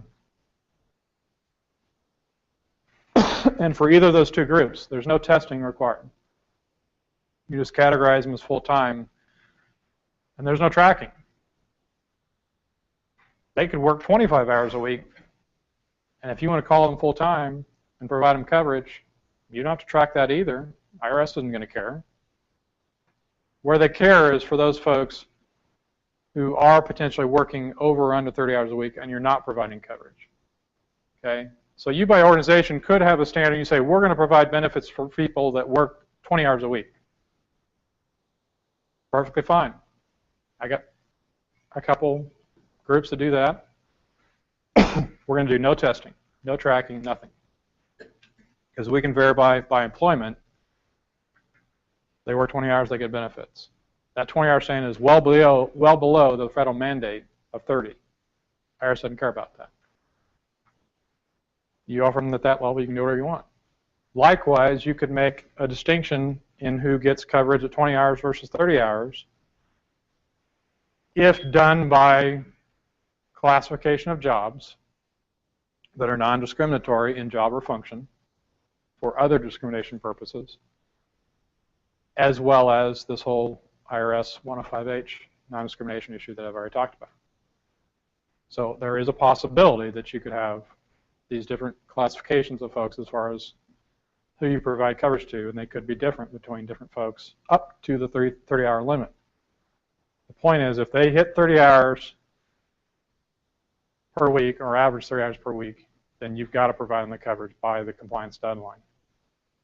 So the real area of complication comes around the folks you don't know if they're going to work more or less than 30 hours a week. Or they're truly variable hour, or is this defined under the rules, if you do not have a reasonable expectation at the time you hire them that they're going to work over 30 hours a week, then by definition they're variable hour employees. Whereas if when you hire them, even if they're part-time, even if they're temporary, if you know they're going to work over 30 hours a week and you don't know when that employment period is going to end, then you need to potentially consider them being full-time. However, if they are in your categorization temporary, then by definition you don't really know for sure how long they're going to be employed. They're not permanent. And so in the alternative, you could look at them as being variable hour employees, or if they're seasonal, in that context. However, the big box, the rest of it is in the variable hour category. How do we determine when someone is eligible for health insurance if we don't know from week to week how many hours they're going to work? And the answer to that is the IRS gave us, in my mind, one of the most helpful, confusing, yes, but most helpful standards we can have around this whole issue, which is the look-back review process. So let's break it down a little bit. In essence, big picture, the rule is if we have a variable hour employee, we don't know from week to week what they're going to work, then we do not have to provide health insurance to those individuals at the time they're initially hired. We can delay the period of enrollment in the plan for a period up to 12 months. However, and that up to 12-month period is called the measurement period. Okay? At the end of that measurement period, that can be up to 12 months, we have to look back over that 12-month period and look at their actual hours on a person-by-person basis. That we do have to some way, somehow have to be able to validate, verify, keep track of that person's hours on a person-by-person basis to know their total hours for that 12-month cycle, or whatever measurement period you choose, that can be anywhere from 3, 6, 9, or 12 months. And over that full measurement period cycle, you have to then look back 12 months, look at their total hours, divide it by the number of months in that measurement period, divided by 130 by 12 to see what their average is. The key is, in this rule, the trade-off for delaying their enrollment for up to 12 months is at the end of 12 months when you look back, if they average over 30 hours a week during that period of time, then we have got to provide health insurance. We have to offer them health insurance for a stability period thereafter, which is no less than 6 months, but if I have a 12-month measurement cycle, then I have to have a stability period of 12 months. I have to offer that person coverage for that next 12 months. They don't have to buy it, they don't have to take it, I have to offer it to them, regardless of what their hours are for that next period of time. So it really is a trade-off in that context as far as whether I'm going to offer them the coverage or not. And so you have to do that evaluation. Again, this is for variable hour employees only. If I know going in, I have a part-time person who I know is going to always work 30 hours more a week, I don't get into the look back for those folks. I just automatically include them in coverage like I would any other new employee who's going to work more than 30 hours a week based on whatever my waiting period standard is.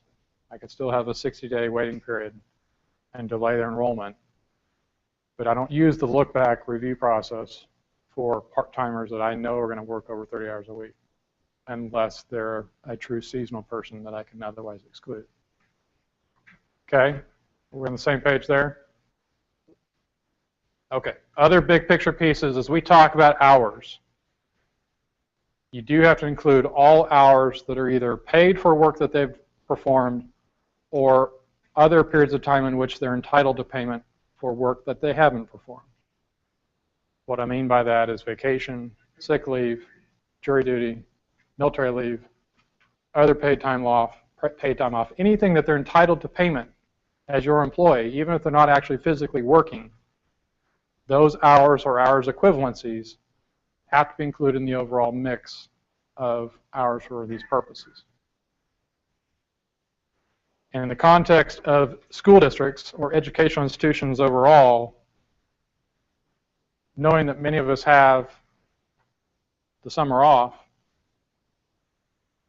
there's a special rule where they say how we deal with that for measurement period purposes, again, for those variable hour employees only, is you look at it one of two ways. You can either say we're only going to look at whatever those months are in that 12-month cycle.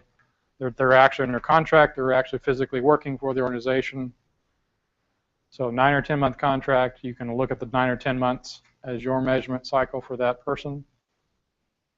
Or you still stick with the full 12-month cycle and you just add hour equivalencies for those summer months that they're not physically working, but you take an average of what their other hours would otherwise be if they're still an ongoing employee from year to year. So you don't automatically cut someone's hours simply because they're not working over the summer months. Okay? So I know the materials, there's several questions on this topic, and again, just feel free to go through them. But the general idea is if they are, even if they're not actually working, but if they're entitled to payment while they're off work, and they're still your employee, then we have to include whatever hour equivalents that would be for purpose of determining how many actual hours we have to look at in our measurement period review process. Brian? Yeah. If we choose to use the first option that uses the actual 9 to 10 month employment cycle or school year, academic year, what do you do with their coverage over the summer? Well, if they're still covered, I mean, I guess that's the point, is you have to look at that period of time to determine whether they should or shouldn't be covered. But if in that period of time, if they haven't been covered, they should be covered based on that 9 or 10 month cycle. Depending on what your plan years are and what your measurement period cycles are, if they should be covered, then you still have to cover them over that summer period. Corresponding if they're already on your plan or they should be on your plan during those summer months, you still have to make the coverage available to them because they're eligible for it. And you can't have, like I said, you can't have more than a 90-day waiting period. So even though they're not working over the summer, technically, if they are otherwise eligible over those summer months, you still got to offer it to them at that point in time. Otherwise, you're going to have longer than a 90-day waiting period. The key is how do you pay for it, right? And so in that context, again, every district does it a little bit differently.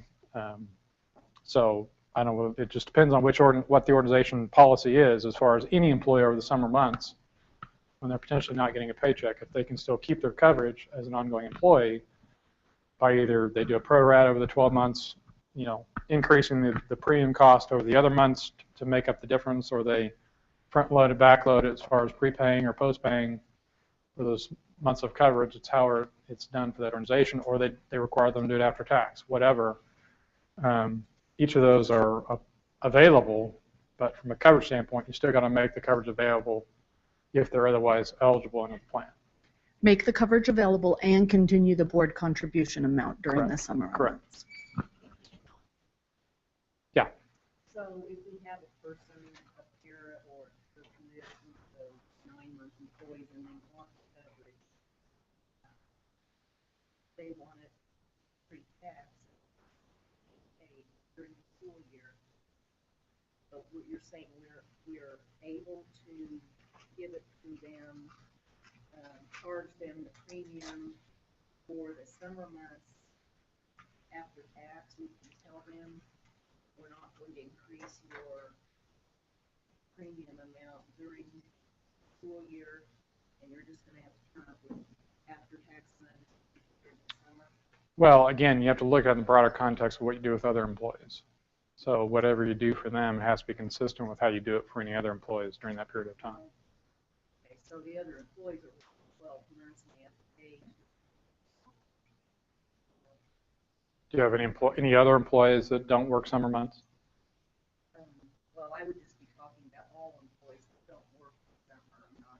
Right. Okay. Well, I was sound like you were being a little more narrow with your. No, any employee does not work in the summer but who wants coverage we are not obligated to increase the premium amount that's pulled out during the school year so that it can be pre-tax.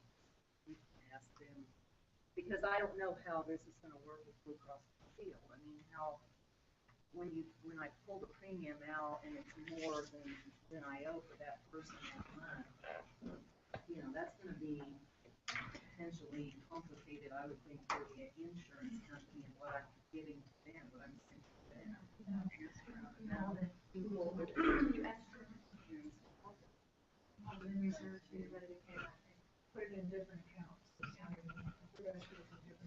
so it doesn't affect your normal payment. Yeah, I mean, I guess the bigger picture from the carriage perspective, they just want to get paid for the coverage. So how you pay for it, whether the district pays it up front and they pay you back, or however that's done, again, every district does it a little bit differently. Can you kind of recap that for those that are virtual? Oh, yeah, I'm sorry. So the question, the dialogue here is around this notion of the summer months cycle and when someone's eligible for coverage during the summer months, and how you actually go through the minutiae in the process of providing the coverage but maybe not having a paycheck during that period of time for those people that are otherwise eligible. And I guess the point that we're trying to review and I'm trying to get across is that there's the issue of coverage responsibility in terms of who's eligible for the coverage and the coverage they're entitled to. And then there's the separate issue of how you actually pay for it and who pays for it during that period of time. Certainly from the carrier's perspective, they want and expect to be paid for all participants who are in the plan. And anyone they don't get payment for, they're not going to provide the coverage to. Correspondingly, if you have any employees who don't pay their required contributions, you're technically not obligated to provide it.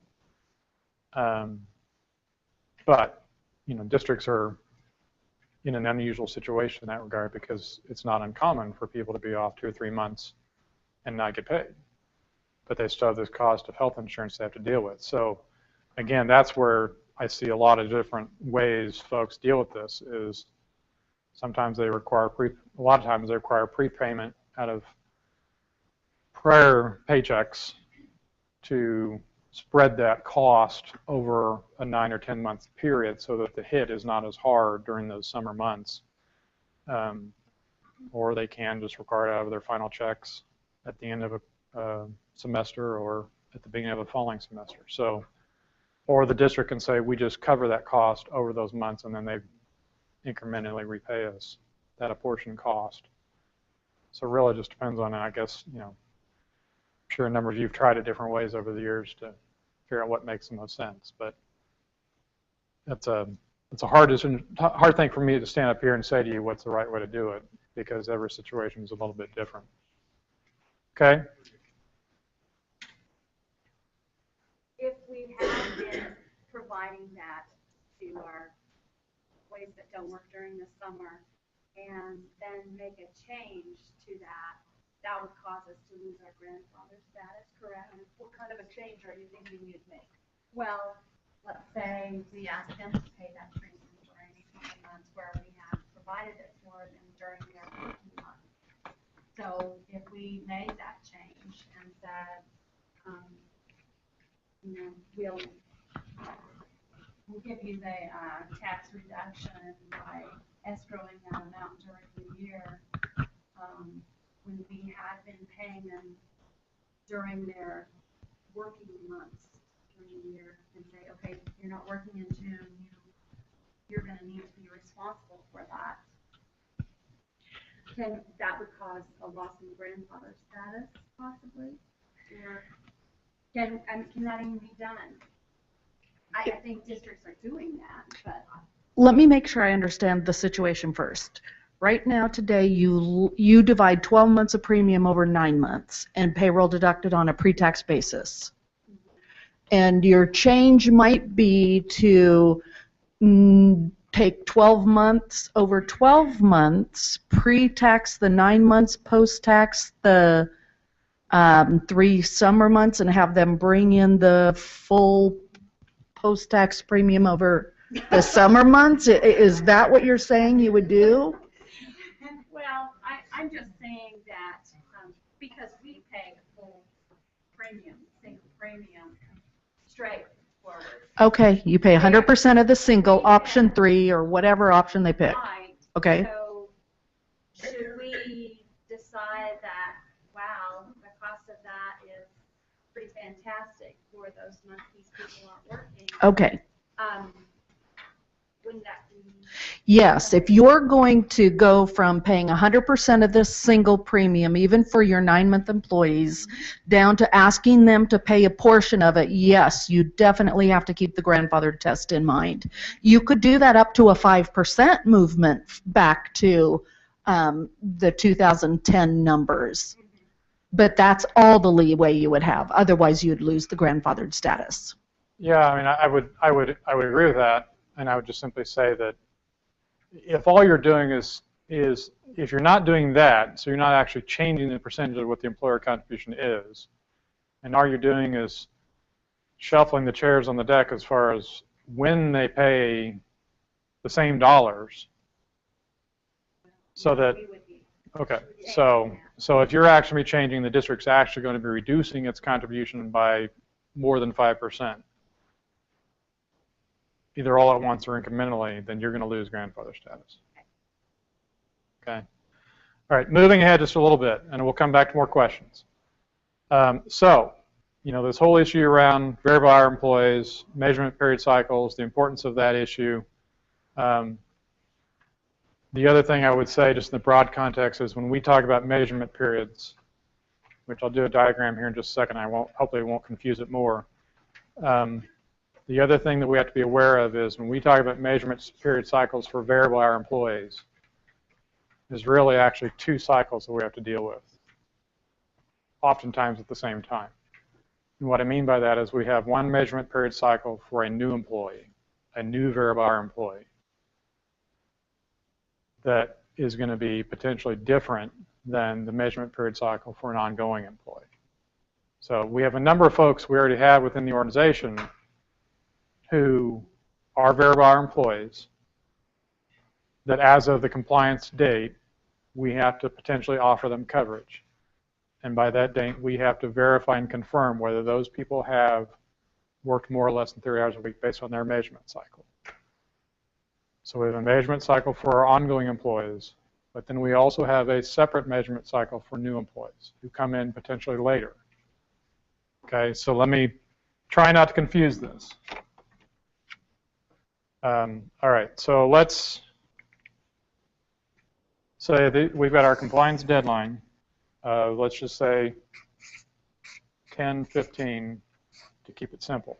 Okay, so that's the date for pay-play rules. We have to come into effect, and every date forward after that, we have to verify and confirm that anyone that works more than 30 hours a week is offered coverage. Okay, so that's the line in the sand where we got to make sure that we meet that goal. So backing up from that date, we then have to, under these standards, we have to do our measurement period review process to evaluate for our variable hour employees whether by that date they're going to be averaging more or less than 30 hours a week. Okay? Well, in actuality, we've got one other period of time right at the end of the measurement period cycle that's called the administrative period. Because by go live date, that's when they need to be enrolled in the plan. Okay? So we have a measurement period date, we have an administrative period date, and then we have hereafter a stability period. Now, putting different spin on these terms. Instead of using the technical language of administrative period, let's call that open enrollment. Okay? And then instead of calling stability period, which is what the regulations say, let's call that a plan year.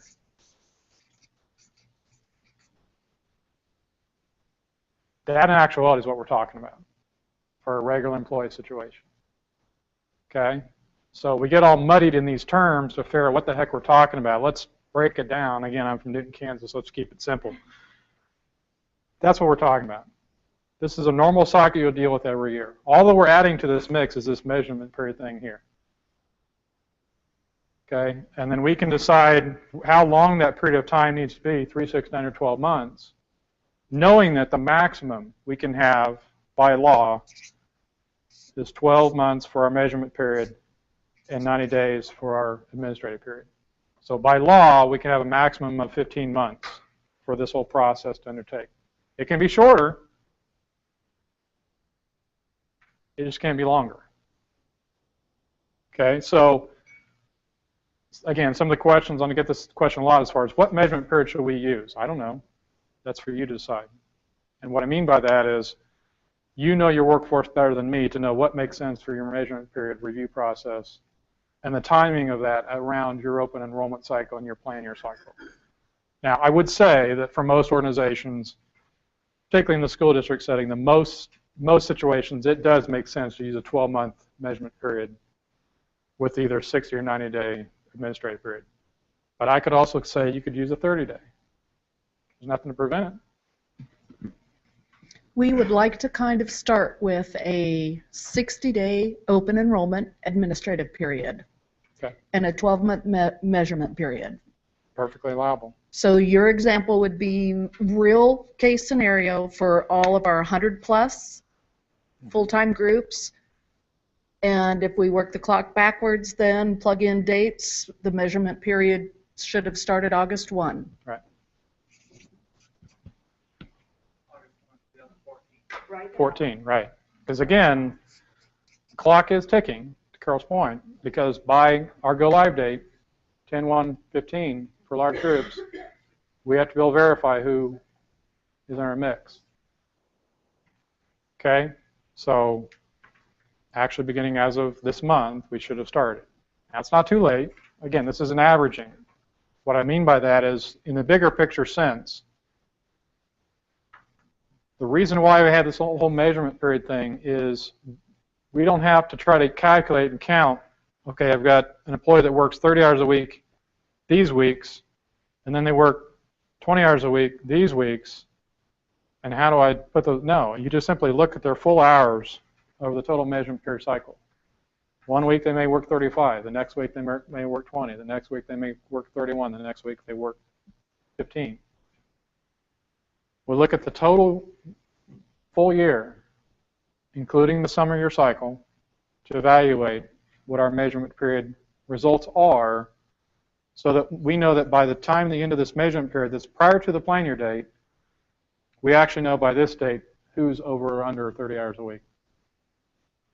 So that if they are over 30 hours a week on average, during our administrative or open enrollment period, we can get them enrolled in the plan so that by our go live date, they're on the plan, or at least offered to be on the plan, which is then our requirement for that next stability period or plan year.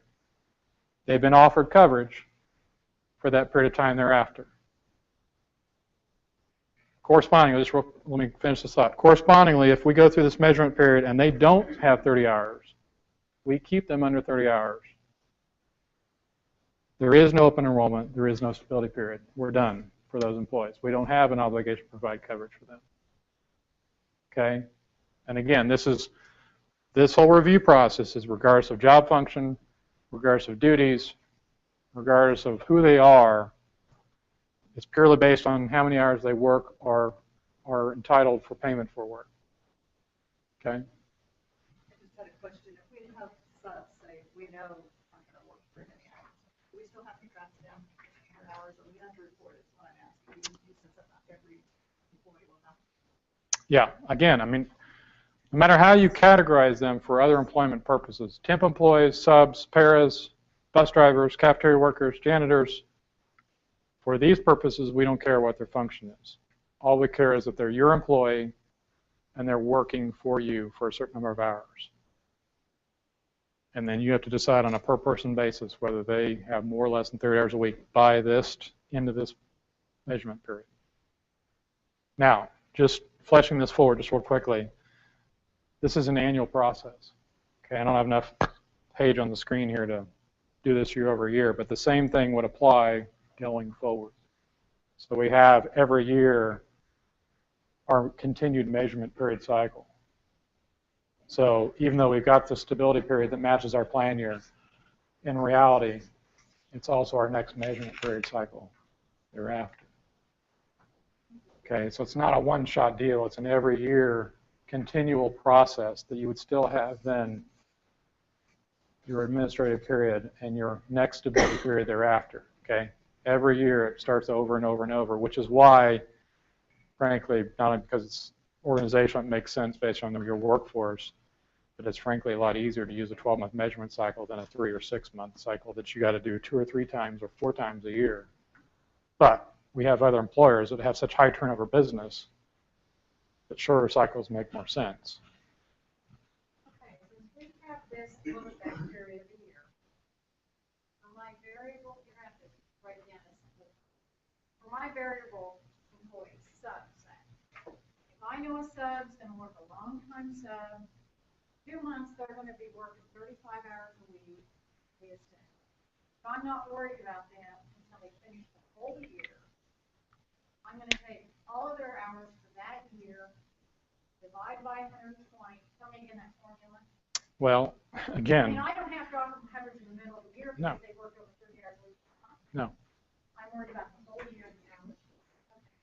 Now, based on the measurement period cycle of that category of employee, and just to clarify what I mean by that is, you could have, even though this is kind of the standard that we're talking about, you could actually have different measurement period cycles, potentially even shorter measurement period cycles for different categories of the organization. That's at your request that we're dictating it, so so you don't have to decide. And it's an annual review process, by the way. I mean, you could, ESSDACK or you could make the change next year as far as what you use for your measurement period. But in your case, for that 2-month employee, you're not going to have a problem. I'm going to take the whole hours they work, that 9-month period, divided by what, divided by what. Yeah, it's divided, take their total hours, divided by 130 by the full measurement period. So, and on-call stuff, who's just in and out of the time, still need to do the measurement period for them? Here's where it gets. So the even question more. is, So the question is, we have a part-time sub who's always on call. How do we have to include them in this mix? And if things couldn't be more complicated, right? The answer is that subs or anyone else who's on call for a job, really the obligation in terms of tracking hours follows the obligation for payment. What I mean by that is if under law, state or federal law, we're obligated to pay them for their on-call hours because they're entitled to be paid because they're actively available for work. If we've made that determination, we're paying them for those on-call hours, we still have to include them in this. But if we're not, and we're comfortable with that interpretation, then we don't. People that work those calling first thing in the morning. Yeah. For example, not saying it's the case with your subs. You know, if your subs truly they're on call, meaning that you call them on a short notice basis, and if they're available, they come in or not. That's different than true on-call employees who, you know, you require them to carry a beeper or have a phone on them that's a district phone or something where they have to be ready to come in at any time or their job's on the line. That's a difference. Well, you don't take them out. You don't take on-call subs out of the equation. You just calculate their hours based on the actual hours they're working. So you still have to include them. so I think that, Brian, the question is, when you have substitutes that you call on an as-needed basis, do you need to keep track of their hours in that period of time, Yeah. that measurement period? Yeah, that's right. And the answer again is, just like I've said before, any district employee who's paid or entitled to payment for their work, you have to include in the mix of including their hours in the testing. Does that mean you actually have to provide the coverage? No. That's where you look at the end of the measurement period cycle to make sure that they're either over or under 30 hours a week. Okay? So Brian, just for clarity purposes then, when you talk about a district employee, that's really anybody who gets a W-2 from you, and sometimes we don't think about the substitutes as being a district employee, but technically they are. Yeah, that's right. Okay, before we lose the crowd here, beyond what's already gone, I'm going to just hit you with the other piece. There's just no way to do this other than peel off the Band-Aid.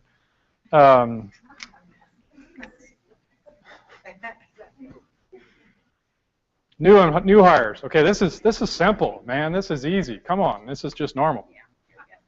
New hires. How's that work? Okay, well, like I said, they got a measurement period cycle, 3, 6, 9, or 12 months. And they got administrative period, they got stability period. All the same rules still apply. Here's how it works. New hires. Unlike other ongoing employees who you calculate based on whatever measurement period cycle you choose, if they're ongoing, they just include in that mix. New hires, they have a separate measurement period in year 1 that begins as of their date of hire. Okay, so no matter when that is, could be here, could be here. Let's just say here. Let's just call it, give me a date, Carol. 12/1. Okay, so, and we're going to use same 12-month? Yeah. Okay, 12-month measurement cycle. Okay, new hire. So they're hired 12/1 of 14. We've already started a measurement period cycle for ongoing employees. So for 12 months till 11/30 of 15, okay? That's our measurement period cycle for a new hire. For that new hire, you have a different measurement period for every single new hire with a variable hour employee. I told you, I'm peeling it off. It's gone. Okay? Then at the end of that 12 months, you still got your stability period. Now, in this case, wrinkle the rules. Although in the normal ongoing employee cycle, we had 12 and 90, 15 months. For a new hire, the maximum measurement period, stability, or administrative period cycle can be no more than the month after the anniversary of that person's date of hire. So basically 13 months maximum. Why that is, I don't know. But that is what it is. So by 12/31 in my example, 12/31/15, they would have to be enrolled in the plan if they meet the 30 hours. Same thing, you still look at their hours. They're under 30 by the end of the 11/30 measurement period, then no obligation for coverage. But if at the end of that 12 months they've averaged over 30, then you got to offer coverage, and then you got to make that coverage available to them. I'm losing, just figure it out here. They've got their own stability period out to 12/1 of 2015, 16. Okay? Now, here's where it gets even more goofy. During this period of time where we're measuring their period of time during their initial enrollment, initial eligibility review period, during their measurement period, we also have to evaluate them as a regular employee as well during our normal standard measurement period for the overlapping year. Because the next year, they fall to the regular cycle. So that there's never a period of time that they're not out of sync with being offered coverage. So, yeah. So, the point is, the good news is you don't, although you do have a different initial measurement cycle for every new hire, by year 2, they roll into the regular cycle. So you don't have to ongoing always keep this calendar of different measurement cycles. And we'll ask Blue Cross during the group administrator meeting this afternoon what hire date you're supposed to put on that initial new person that starts their coverage in the middle of the plan year. Now, The middle of Yeah. the plan year at that second example. like, here, we've got a plan year that's already going right here. If they're hired 12/1, we're going to be the middle of our current plan year when they come on board. We're not providing them coverage during this plan year, but we're still tracking their hours in that overlapping period. We're tracking here and we're tracking here. So that it could be that they end up either being eligible for coverage based on this prior year of service, but then their hours drop so that in this period they're not eligible for the next cycle, or vice versa. So it may be cost effective for us to really watch those people.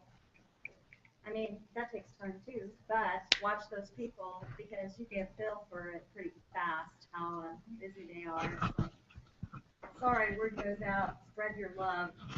Make sure you call your substitutes on the list instead of, a favorite or two. Ding, ding, ding, you win the prize. So the point being made is that because of the complexities of all of this, what many organizations, I don't care what industry, but certainly those organizations that have a high volume of hourly workforce, are coming to the realization that this is not only a nightmare, but for many organizations it's practically impossible to do it right. Yes, you can buy software, you can do all that stuff that people tell you they can do it for you, but this is going to be complicated. I mean, you think COBRA's bad? This is mega steroids to what COBRA requires. So, that point being, what a number of employers are doing is exactly what the point was just made, which is for those hourly workforce, to the extent you functionally as an organization can afford to do so, you very methodically and specifically and administratively manage their hours so that they never functionally get over 30 hours per week. I have retail grocer clients that manager jobs on each store are on the line if they let a single person go over 30 hours a week, because it's that crucial to their cost structure. Because of that whole $2,000 thing that applies to everybody, we're talking millions of dollars for some of these folks if they miss it on one person. Yeah. On our bus drivers, we pay them by route. There's 2 hours of pay. Drive for 45 minutes. In this kind of situation, we do the tracking. Is it actual hours worked? It's what we pay them for. Even though we call it, we pay them a route. So the question for the crowd is, I understand. The question for the crowd is if we have a bus driver or some other cafeteria worker or somebody else that we pay them basically per day, or a rate of pay is another way to look at it. We pay them something other than hourly. And they get it whether they work 1 hour or 3 hours, they get the same rate of pay, right? Is that? So if they work 3 hours, they get paid. Okay, well that's, okay. Okay, well so in this case, we have a person that even if they work an hour, they still get paid for 2 hours. Again, it goes back to not just the hours they actually work, but the hours they're entitled to pay for work. So in this case, they're entitled to pay for 2 hours of work, even though they're actually working 1 hour pay. So in that context, you have to include 2 hours of work for service credit purposes. I will say that's a clarification from what we talked about in the past, so take note of that one.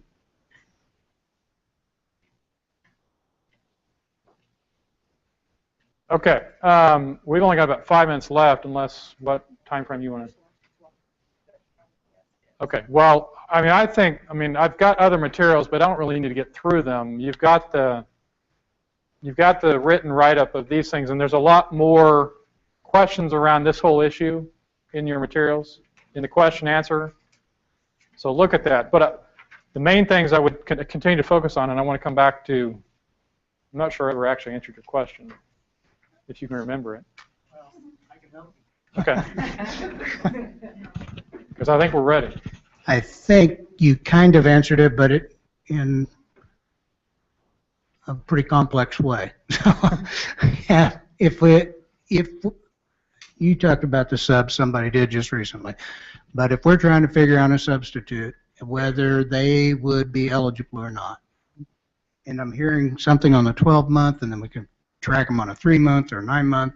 For ease, they're only going to be in that roughly, and if we're in the hourly system, in like a lot of school districts are here, maybe 170, 75 days that their students are there. That's the only time substitutes are going to be there. Right. It's when students are there. So if they even go with the other form of 180, do we, in essence, limit them to 90 days?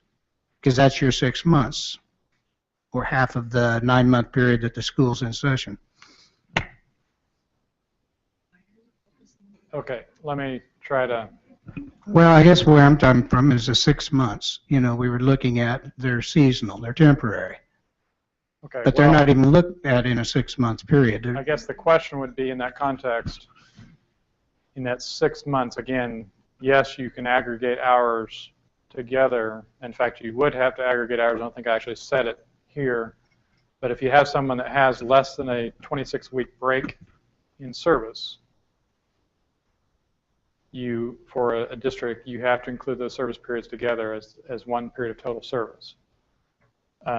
So there's that overlay that also comes in the mix here. So if during one portion of the year, maybe they work 5 months collectively in that role, but there's less than a 26-week break before they work again, we got to look at those periods of service together. Again, around our measurement period cycle to see that syncs up. The point is you can't look at those employment periods as being distinct periods of employment unless there's more than a 26-week break between those periods of service. I don't think you could probably get by with counting a substitute teacher as seasonal. Yeah, and that's the because other, it's yeah. longer than the school year. And that's the other point too, is aside from that break in service issue, in a sub context, that doesn't really fit the true definition of seasonal in terms of there's only one period of time per year that they potentially could work. They're also not hourly employees, but their average would probably be 6 hours is what we would usually have them work in a day. So if they're only working 6 hours, except for the long-term substitutes, like someone substitutes for someone having a baby, they're not going to generally work more than 30 hours a week. I mean, I think the short answer to your question is that it feels like that's something that there should be a way to manage around that, to where you can keep them under the threshold.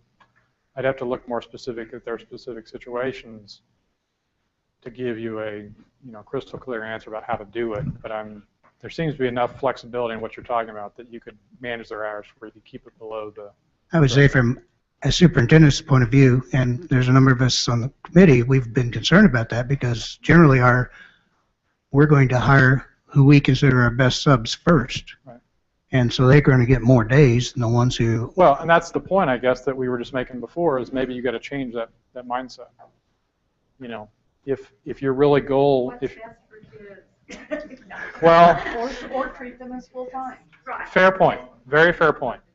Absolutely. Point being that to the extent you're not jeopardizing the quality of education or the organizational structure, it may make sense to change the mindset around spreading the wealth to more people than just the people that they're comfortable with, if it's going to put them over the threshold. Now, you have other long-term subs, like you say, as far as people that are on some sort of extended leave period that you just got to have a sub most of the year, and that's just is what it is. And it doesn't make sense to cycle in other folks to reduce the overall hours. Those are just, you got to be aware that that's just the reality of that. And again, the reality is that even though you've got to offer them the coverage, again, my experience is in a lot of the situations, even for those long-term sub situations, they're not going to purchase the coverage anyway. So it's sort of a moot point. You're offering it, but it really doesn't cost you anything from a coverage perspective. So you have to look at the bigger picture reality as far as what's really going on. In this measurement period for subs, it will take them half their whole day. We don't really know how many hours they work, but if you're working for a half day, then you're another 4 hours a day. So what if they do meet the measurement period? You have to offer the coverage for 1 year? then it's a whole cycle. Yeah, question is, if I have a part-time sub that is getting paid for 4 hours of work during the periods that they're entitled to payment for work, and by doing so, you do have to include them, as we talked about, as part of the measurement period review process. And it could very well be that in that 1 year, they end up working enough hours that they're going to qualify for benefits for that period of time during that stability period. But again, I go back to, they may well not purchase the coverage, either because still in their minds, the contribution cost, even if it's quote unquote affordable, still may be more than what they feel like they can afford as an individual, or they may have spousal coverage through a spouse somewhere else. The point is, you could potentially have to offer them the coverage for that 1 period of time, but if their hours drop down the next year, by the next year it'll settle out. But you do have to do the analysis every single year. Okay, I understand if this guy doesn't, so. So you're asking the question for a friend?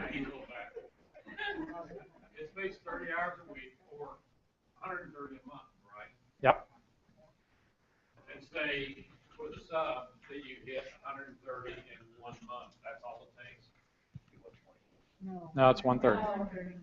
Or Again, 30. the 120 only applies for determination whether you're a large employer or not. The 130 applies for this whole measurement period review process. Why the difference? Okay, but in a 6-month period, you only get 130 hours one time, 1 month. That kicks you over into it? No. So No. the question. I mean, the question is, so you've got variable employees, subs, et cetera, who 1 month go over 130 because that's the monthly standard for this part-time or full-time employee standard threshold, 130 for the testing. 1 month they go over 130, but 4 or 5 months thereafter they stay under that. No, you don't have to. 1 month doesn't trigger it. It's an average of the full measurement period cycle. Now, to be clear, if you want to really complicate things worse, you could do an actual monthly calculation and every month decide if someone's eligible or not. I don't advise it, but it is allowable. So isn't 12 months a better measurement period for subs than putting it at 9 then? I mean, you would, it's to your advantage. I would say so. I mean, that's my opinion. Yeah. We would agree. So for those in the field, they were just saying that from this perspective, calculating your substitutes over 12 months makes more sense or is to your advantage than doing it over a 9-month period of time when you're looking at the average hours worked over the year. So how do you include those months during the summer that they're not studying? Do you have to estimate what they would have worked? Again, you have to, so the question is, over the summer months for a sub situation, if you're using a 12-month review process, how do you calculate the hours of the summer months? And the answer to that question is you have to take an averaging of what their hours would have been in the other months and apply the same standard for those. Not necessarily. So with the rumbling of the crowd, the math teachers in the room have quickly figured out the math is no different, right, between a 12-month cycle averaging out versus a 9-month cycle averaging out. It's purely an issue of administration as far as what's easier as an organization. Do you do it once a year, or do you look at it? Work in the summer, that's going to bring down their. Yeah, so if the question is or the point is, if you have subs that are working over the summer, then you would look at their actual hours for those months that they're working over the summer. You wouldn't look at the average over the prior months because they'd be actually working. Which is why, again, maybe the point is you look at over 12 months versus 9 months because if you have those circumstances that occur, maybe that makes more sense.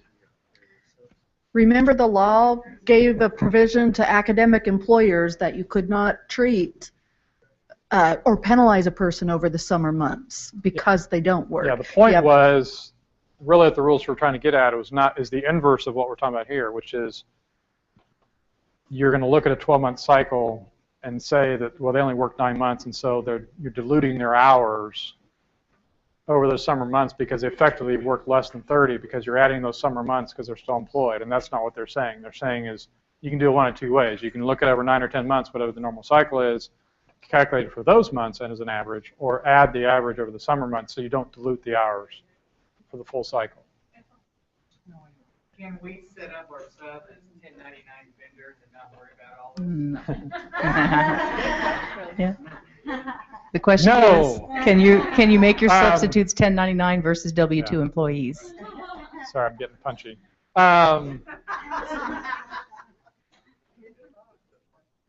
The question was, can you just, instead of giving a W-2 to a sub, give them a 1099?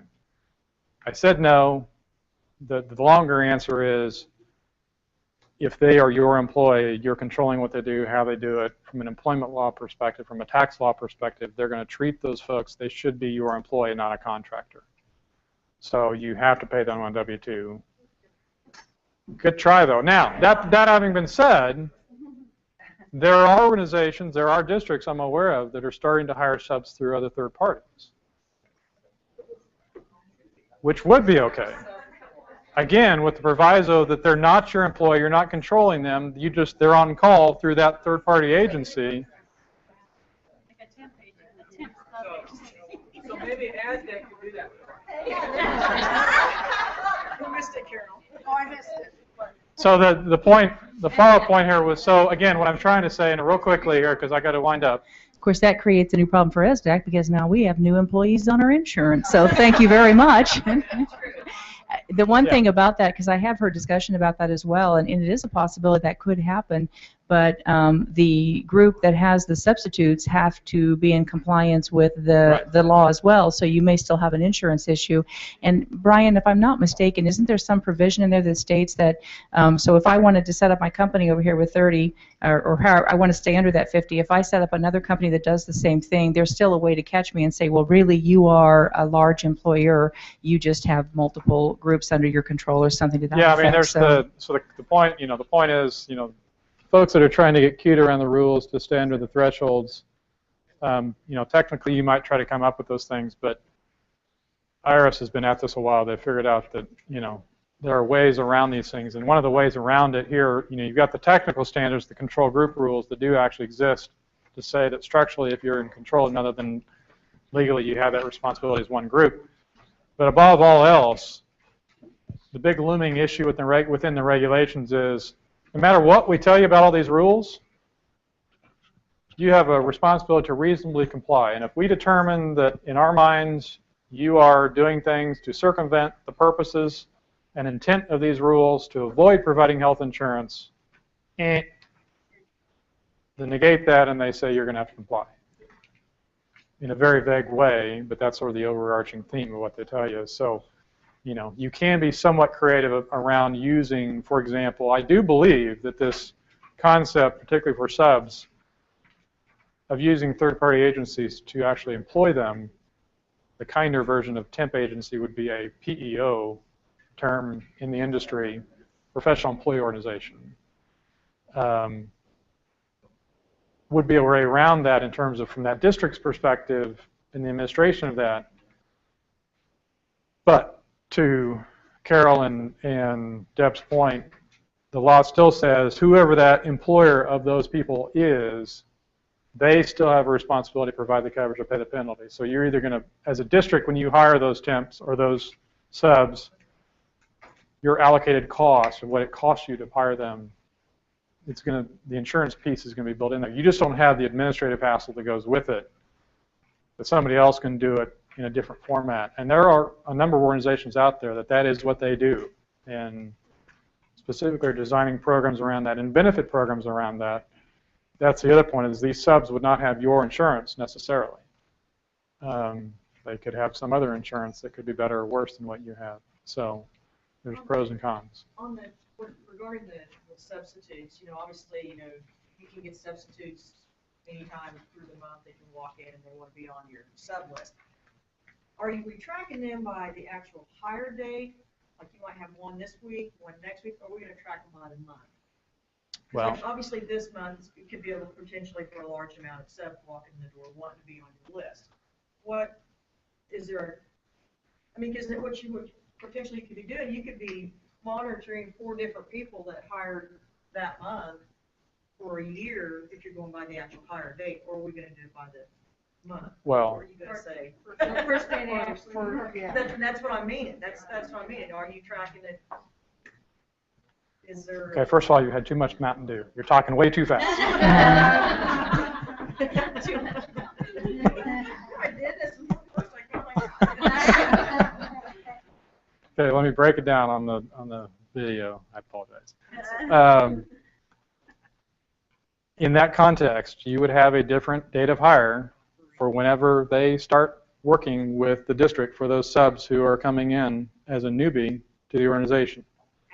And they're going to, Is it the first day they show up to work, or is it the day that you put them on your list? well, it's whatever day you consider them to be employed.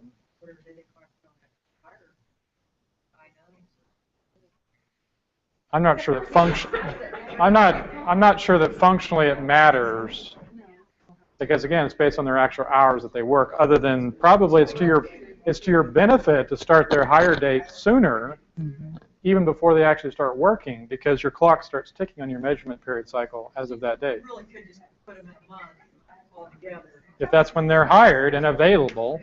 because they're not gonna meet at that month. Right. And again, it goes back to my sort of flip remark earlier about, again, it really may come down to a better management system around the subs and determining as a policy how you're going to manage those people.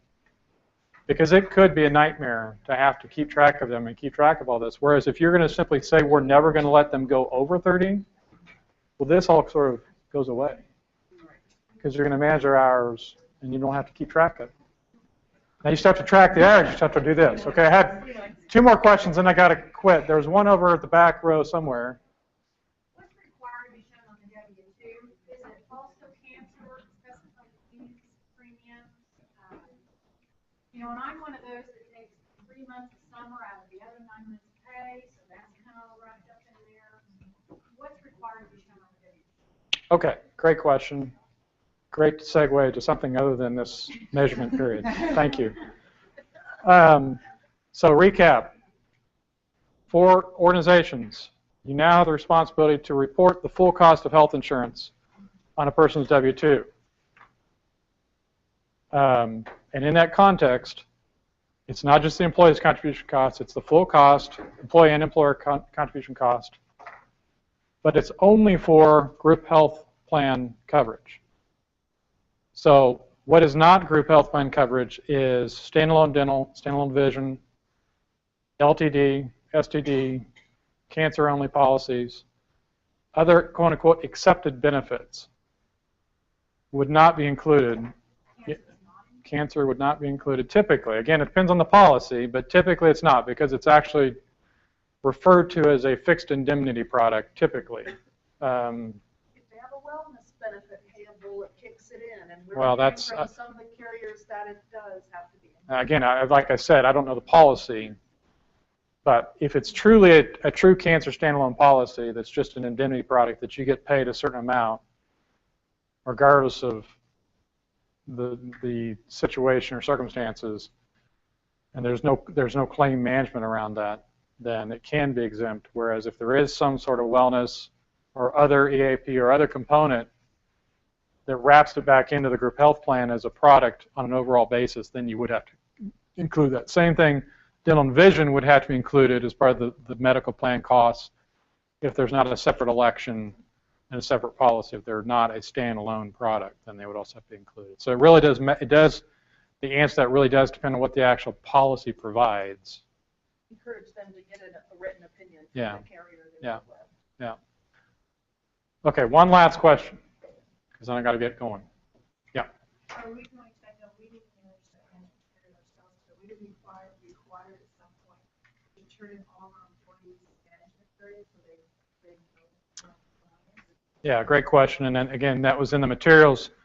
The answer to that question is, other than the Form 1094 and 1095 obligation, that most of which will be assumed by Blue Cross, but to the extent you have it, other than what you have to report on that basis in terms of who's actually gotten the coverage, the other backup data about how you got to the numbers of who actually has been offered the coverage, you do not provide that to anyone. That's your own records, And like I said before, that's basically, in my mind, like a payroll audit, a payroll situation where if you ever audited for employment tax purposes, you'd have to produce all that documentation to show why they were paid and reported what they reported. Same thing, if you're ever audited for Affordable Care Act purposes, they'd want to see the backup to support your numbers.